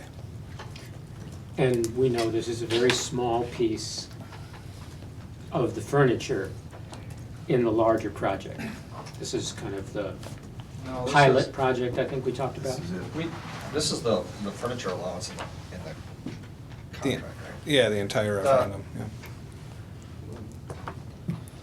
Is it possible, we had done a furniture project at the middle school to the tune of about 50 grand one year, and we also used EUA at that time. Yep. And we said it's kind of a learning curve. I guess our hope was, or at least my hope was, that we kind of understood the process and figured out who sells the vendors. I mean, you guys figured out what furniture you like. We brought it in here, and I guess my hope was that we could figure out the 3 low bidders and give it a go ourselves. I mean, you're talking pennies, and I realize it's 9%, but it's $12,600. Well, I think we need a further explanation about what this furniture is. Take example, give me an example. I'm sorry, I thought it was classroom No, furniture. it's not just desks and chairs, It it's wasn't custom really. designed furniture in the IMC, and it's things that are Offices. very All right, all right. specific. I thought- And it's Built-in primarily I desks. thought the it was more of the IMC. classroom Yeah. furniture that we'd already bought one No. round That- of, and no. now we're paying somebody to buy a It's- second round. No, for us. we're good, I think, in that area. It's not something you're gonna walk into each building and say, oh my gosh, look at all the new furniture we have. That's not what it's about. It's very small, taking care of the media center at East. Offices, The I offices suppose? that are going to need new desks and. So what it's all have you. different than what we, I thought it was all, Right. all a replicate of what we'd No, already accomplished. It is once. not, and that's why we needed to have the discussion to clarify what it really is. Move to approve. Second. Having a motion by Vedro, seconded by Cummings for EUA's offer of the furniture services for $140,156. Any discussion further? Hearing none, those in favor signify by saying aye. Aye. Those opposed? Motion carried. Brings us to the discussion and approval of the facility referendum bids. Buildings, Grounds, and Transportation had an absolutely fantastic meeting Friday afternoon. I would turn to Mr. Cummings, Chair of Buildings and Grounds, for an introduction to that. Well, we met Friday with Representative C.G. Schmidt and went over bids for masonry, glass, HVAC, electrical, and plumbing, along with earthwork and site utilities preparation for El Merman East. Well, Eric is with us tonight. What I would like to interject or ask to have interjected, as long as Eric is with us tonight, we've had multiple discussions throughout the process of going to referendum, the decision about the referendum, the decision to implement various projects for the referendum, and the board, Buildings, Grounds, and Transportation in particular, articulated to C.G. Schmidt what we would like to make sure that we did with local vendor participation. And for an overview of how the bidding process, I would like to turn to Eric to have him let the rest of the board know how we got to the process of Friday. Sure. So what we did is we have a database internally that's electronic that we send out what's called invitation to bids to every vendor in our database, which is close to 8,500, 9,000 vendors throughout the state. And then we solicited a list of local vendors from the school, from the EUA, and from our own experience. So we had a list of local contractors that we wanted to reach out to, and those particular individuals we reached out to via phone and email directly, so it's a direct contact, so to speak. Then we took another step further. We put out ads in the local papers, which is typically what we don't do on bids, but in this particular case, we thought it'd be worthwhile. In the event somebody didn't quite answer their phone or didn't answer their email, or there was somebody that wasn't in our database that may have slipped through the cracks, so we took out ads, and 20 different ads in the different local papers, 29 ads. So just to make certain that we blanketed all the opportunities. And then on bid day, let me take a step back. A week before bidding, we then reached out to the local contractors again via phone and email to keep reminding and generating interest in the project. In some instances, we understood that the project was a little bit too big, that it literally would have devoted their entire manpower base to getting it done in the time frame we had. So in certain situations, we looked to try and partner contractors up, particularly when it comes to low voltage wiring. There was a contractor that was unable to devote his entire workforce towards the electrical component, but he certainly was able to partner with one of the other electrical contractors and the mechanical contractor to provide low voltage wiring. So we didn't stop just at the subcontractor level. We looked for opportunities at the subcontractor level as well to ensure that we're trying to include as many people as we can. So then we received the bids, which members of the administration, Dan and Jeff, attended down in Madison. I think you're thrilled. Good sports. It's very boring. Because literally you can get anywhere from 300 to 400 to 500 bids that are coming in via emails, faxes, phone calls, etc. And then we scoped all of the contractors that we're presenting tonight, because these are the individuals that primarily have long lead time items that we'd like to get a start on to awarding to contractors. Brick takes a while to get, glass takes a while to get, mechanical, HVAC equipment, electrical equipment, that all is long lead time items that we'd like to get started on. And so then ultimately we made certain that all the bidders were apples to apples, and then we presented to the administration first to make certain that we're all in understanding of who the recommended low bidder was, and ultimately left the final decision up to the Buildings and Grounds Committee to make their selection. And all the schools were bid individually to try and maximize opportunity for local contractors. So it wasn't one bid for all 7 schools. It was 7 different bids, so that in the event they may not be able to participate in the entire program for all 7 schools, they might be able to participate in one of the individual schools, and we can award them that way. Does that make sense? Is that Yes. adequate? Does anybody from the board have any questions of Eric as to how we got to the process to Friday? I had an opportunity to join Buildings and Grounds during that process and participated in it.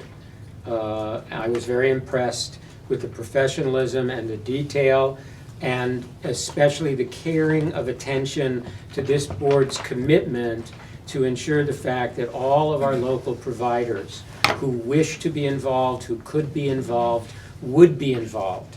And I really appreciate G.C. Schmidt and Eric's reaching out at the subcontract level to ensure the fact that our local providers get as much of the piece of the pie as they can handle. And I am very happy with how the process worked and evolved.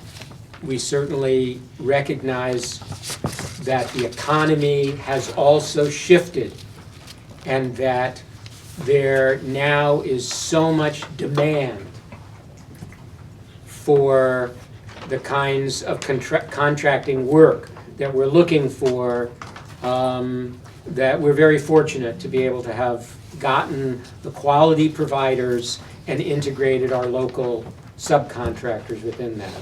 I saw this as a very, very a fulfillment of a commitment this board made to our local providers at the same time as ensuring the fact that we're doing what needs to be done. So what the Buildings, Grounds, and Transportation Committee did on Friday was looked at a select number of bids for glazing, masonry, HVAC, plumbing, electrical, and earthwork. I think it's important to again reiterate, and I know that Peter's trying to get us there, but the part of the dilemma that we're caught in that I was surprised by the number of bids we received for some of the projects. You have a number of local vendors that 4, 5, 6 years ago had 25, 30 employees that now have 5. The scope of too much of this is too much for them to handle when it comes to devoting their entire if it's a 400 man-hour project, it's their entire crew for 6 weeks, and they couldn't do it. So it's every effort made to employ, and like Eric said, some of them could do parts of projects, whether it be the low voltage wiring. But I even made a couple of phone calls to local vendors and said, why didn't you bid? And that was the response. I'm not big enough right now to put everything else aside to do this project. And the timing of us trying to involve local contractors, from a standpoint of what the actual participation is it's not going to be real high. But it's not for lack of effort or trying on our behalf and C.G. Schmidt's behalf. And hopefully as the projects move forward, and we only have a select number of bids that we are asking for approval on tonight. There's some other ones that will come forward, and maybe our local participation in those bids will be higher than what it was for these. Because those are more delayed. Those projects will happen at a later time. Well, here's an example, talking about the glazing. There's a half a dozen glazing companies in Baraboo.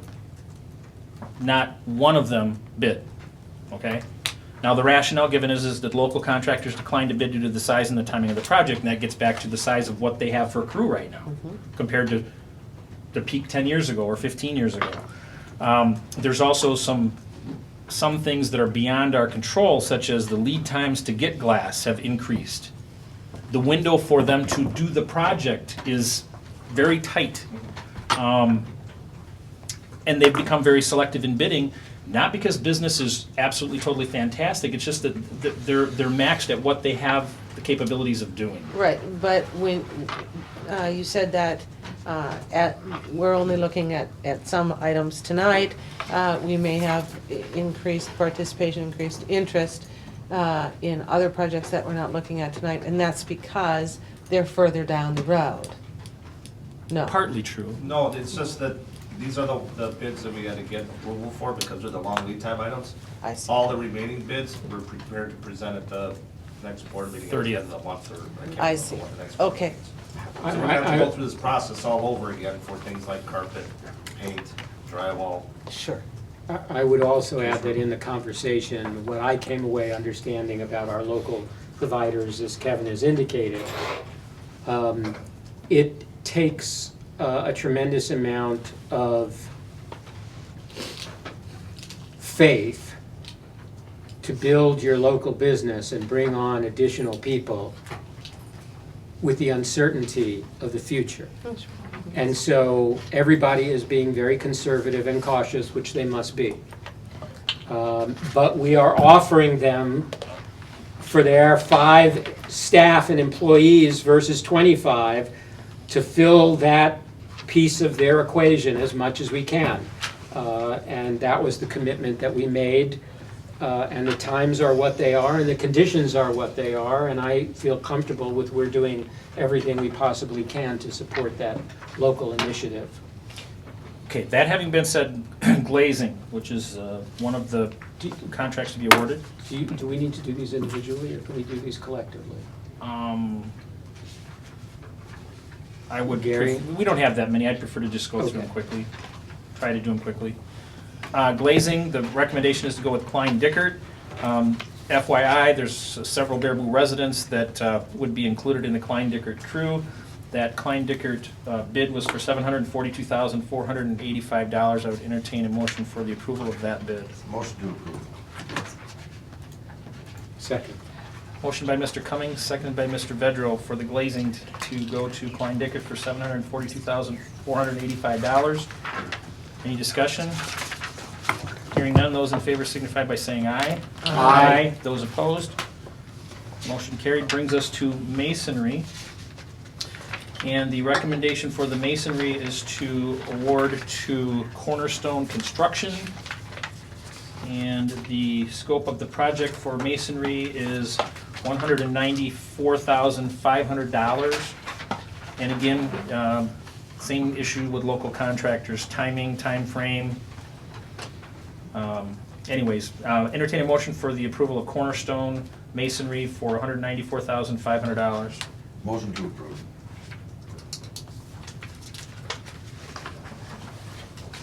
Second.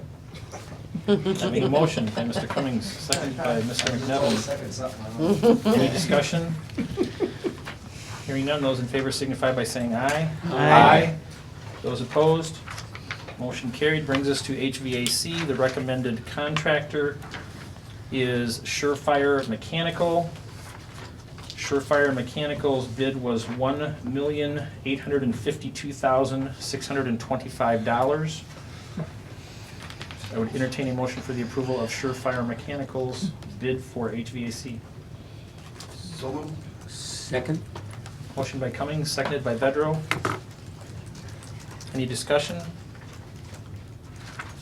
Hearing none, those in favor signify by saying aye.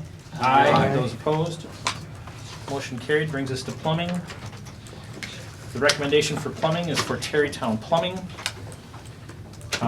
FYI for the rest of the board, Terrytown Plumbing was the second lowest bid, but the difference in their bid and the lowest bid was within the board's discretion to offer the contract to a local vendor. That was the decision of the committee to recommend to the full board. The bid is for $153,128. So moved. Second. Motion by Vedro, seconded by Cummings. Any discussion? Hearing none, those in favor, please signify by saying aye. Aye. Those opposed? Motion carried. Brings us to electrical. The recommendation for electrical is H&H Electric, which is part of H&H group of companies. We have talked with them about them previously. The bid for the electrical portion for H&H is $1,797,340. I would entertain a motion to that effect. So moved. I'm gonna make Kevin wait. I'll second it. Motion by Cummings, seconded by Merring. Any discussion? If I remembered correctly, also, we're reaching in this area to local providers. The local labor pool are residents of Baraboo, most of which have worked here at the high school in the past. One of the largest positives from H&H is that they've got 400 hours a week that they could dedicate to the projects within the district, which there was one local bidder that at the last minute decided to withdraw their bid. Scope of the project, manpower, etc. Any further questions? Hearing none, those in favor, please signify by saying aye. Aye. Those opposed?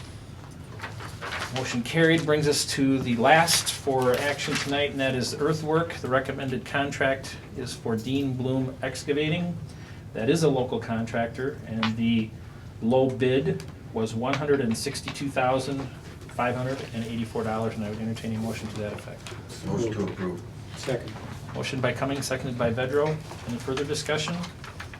Hearing none, those in favor, please signify by saying aye. Aye. Those opposed? Motion carried. Thank you very much for your prompt attention to those bids. We'll have some more coming at the next board meeting. Thank you, Eric, for being here tonight. Yes, and I do want to apologize to our Boy Scout that's been sitting here all evening. Probably should have adjusted the agenda. I don't know if you can take any lessons from tonight. I hope you can take something from what you've heard. Austin Betcher is up for the GLW Pavilion project. He came before Buildings, Grounds, and Transportation as part of our Friday meeting as well. And the committee invited him to come to the full board tonight to present his plan.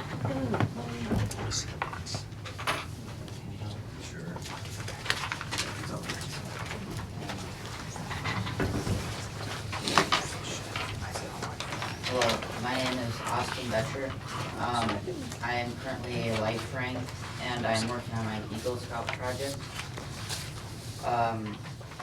I was playing soccer this past fall up by GLW, and some of the practices and games, the weather wasn't very good. So, one game in particular, we had lightning, so we had to go back to our cars and wait for half an hour. So, knowing that that I was almost a Life Scout, and once I was Life Scout, I could start working on my Eagle Scout project.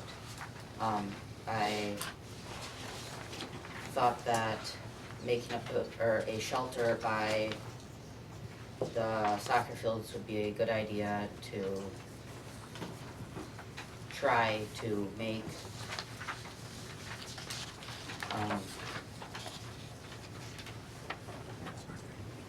So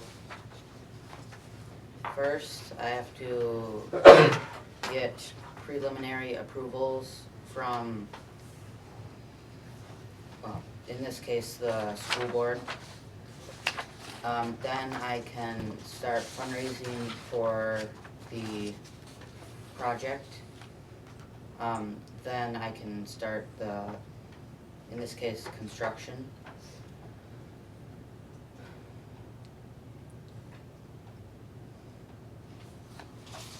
I have met with Mr. O'Brien, Mr. Carls, and Mr.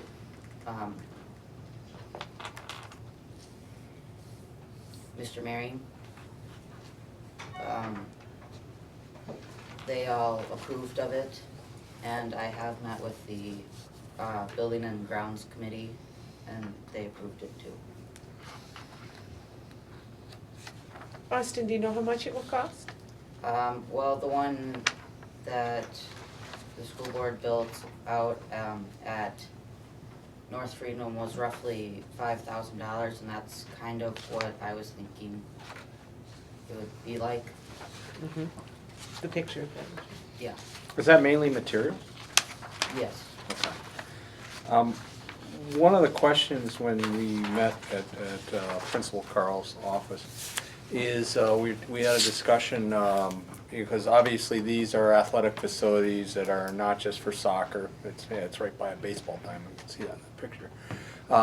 Have we had a discussion with Jim Lamkamp, our athletic director? You didn't mention that, but how did that meeting go, and what did he say about the location? He liked the idea. We don't really have anything out there right now, so he liked the idea. Okay, but so I mean, the location, this is like an approximate location, Yes. but he felt okay with the location of where this shelter is as far as other athletic venues and so forth? Yes. Okay, okay.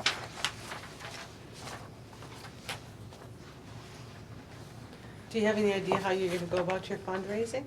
Not yet. I have to get preliminary approvals before I start fundraising for it. Well, the recommendation from the Building Grounds and Transportation Committee was to recommend to the full board approval of this fantastic project. The district will have final say in the design of the building so that it matches very closely what the paper that was passed around. This is North Freedom's. It will have cement, concrete underneath it. That was something we discussed at the committee level. And that's probably going to be, 40% of your cost of the project is going to be in concrete. So. Yeah. Anyways. Quick development. I will make the motion to approve the project. Give them go ahead. I'll second it. Any further discussion? Thank you very much for being with us tonight and on Friday. Appreciate that. He earned his patience badge. You're not done You're yet. right as well. And you're not done yet. You did good. Those in favor, do we do that? No. Aye. Aye. Those opposed? Now you're official. Get to work now.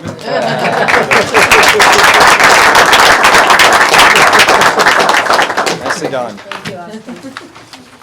I might suggest that when your building is done, maybe we'll have a board meeting out there. And you'll have to stay for the whole thing. Well, that means you better have it done before it's not too cold. Right, a picnic or something, I guess. It'll be February. Good luck in your bids. Okay, I was guaranteed that this discussion was going to be short. Mr. Meering? Who guaranteed that? Sean? Okay, well, this is, and we've had some discussion on this already. It's called the DAPE system. It's a District Administrator Evaluation, Professional Evaluation System. But maybe they couldn't find a good acronym for the school board too, because it is one and the same. I can't think of a good acronym that they would put in there, and maybe, but nonetheless, it is a combined evaluation system for both the school board and the district administrator.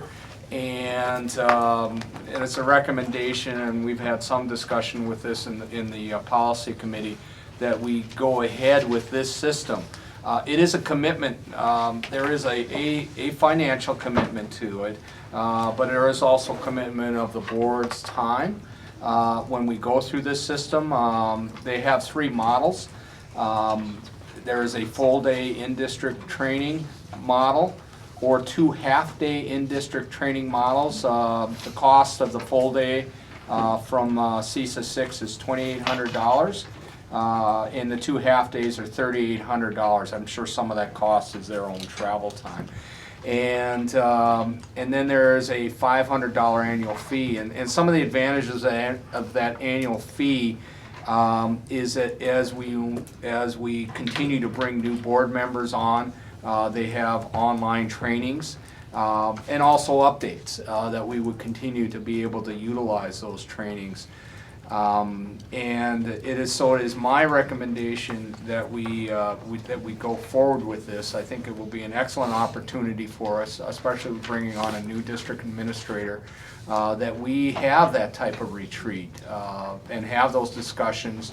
And this will give us a format that would give us an evaluation system that our other administrators, our other teachers have throughout the district, because it is all part of what they call the effectiveness project that we fall under, or those type of evaluations. So that is my recommendation. Now, part of the discussion I would think that we need to have is which model do we really want to go to.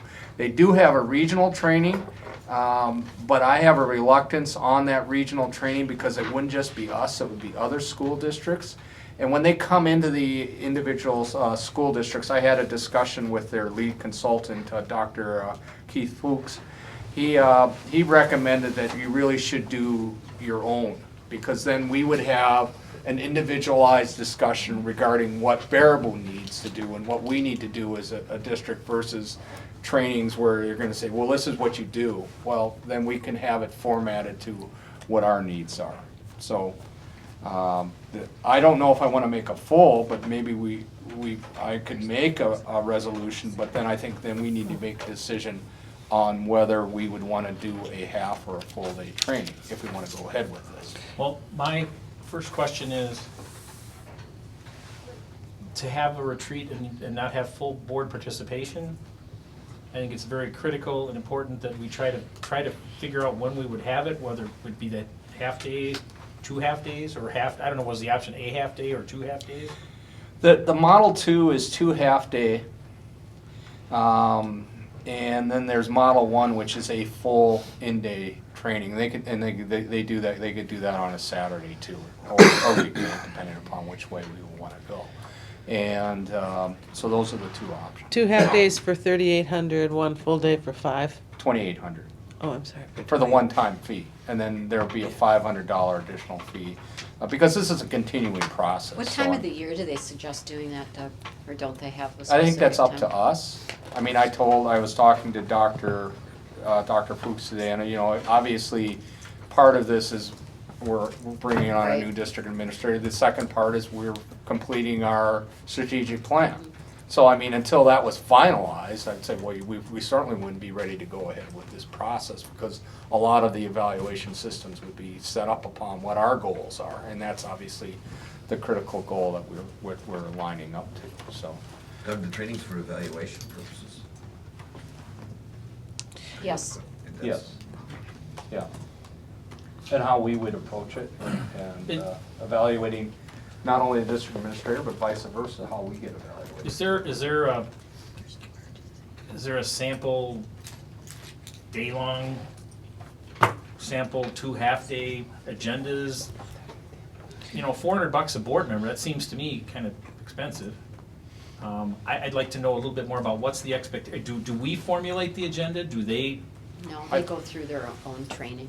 So somehow we should be able to get, you know, some kind of Well, a they've look got at what the day would be, their, or the half days would be. their flyer for the central office performance evaluation system is in there, describes targets, both evaluators and evaluatees participating in a district central office evaluation system. Participants learn nitty-gritty information for implementing COPES at the district level and leave confident in using the My Learning Plan.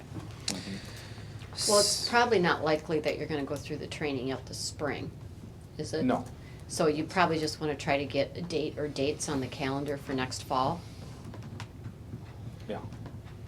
I mean, we don't have to maybe decide tonight, but we Right. can, Lori and you, Yep. and we can work on that.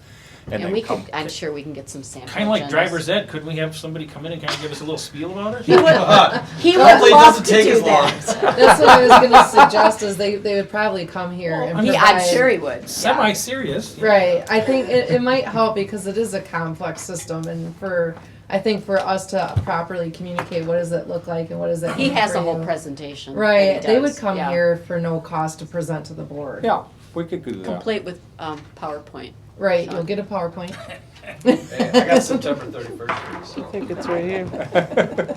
We could do that. We could bring, probably potentially be Dr. Fuchs coming in here to have that discussion. But they may fill up fast for training, so you They probably do wanna. They are anticipating, and again, Yeah. they already have quite a few districts that are signed on, and they are going to anticipate more at this point. I think this is something a lot of school districts are really lining up with.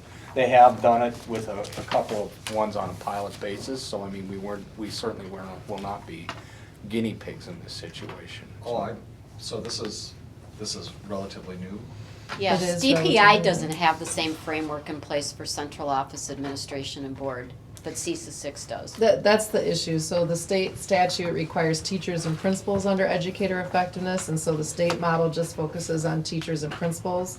That's the model we use. CESA 6 is equivalency model, and they've expanded so that it includes central office staff, district administrators, and board. So they're the only organization in the state that has something that aligns to the state model for educator effectiveness.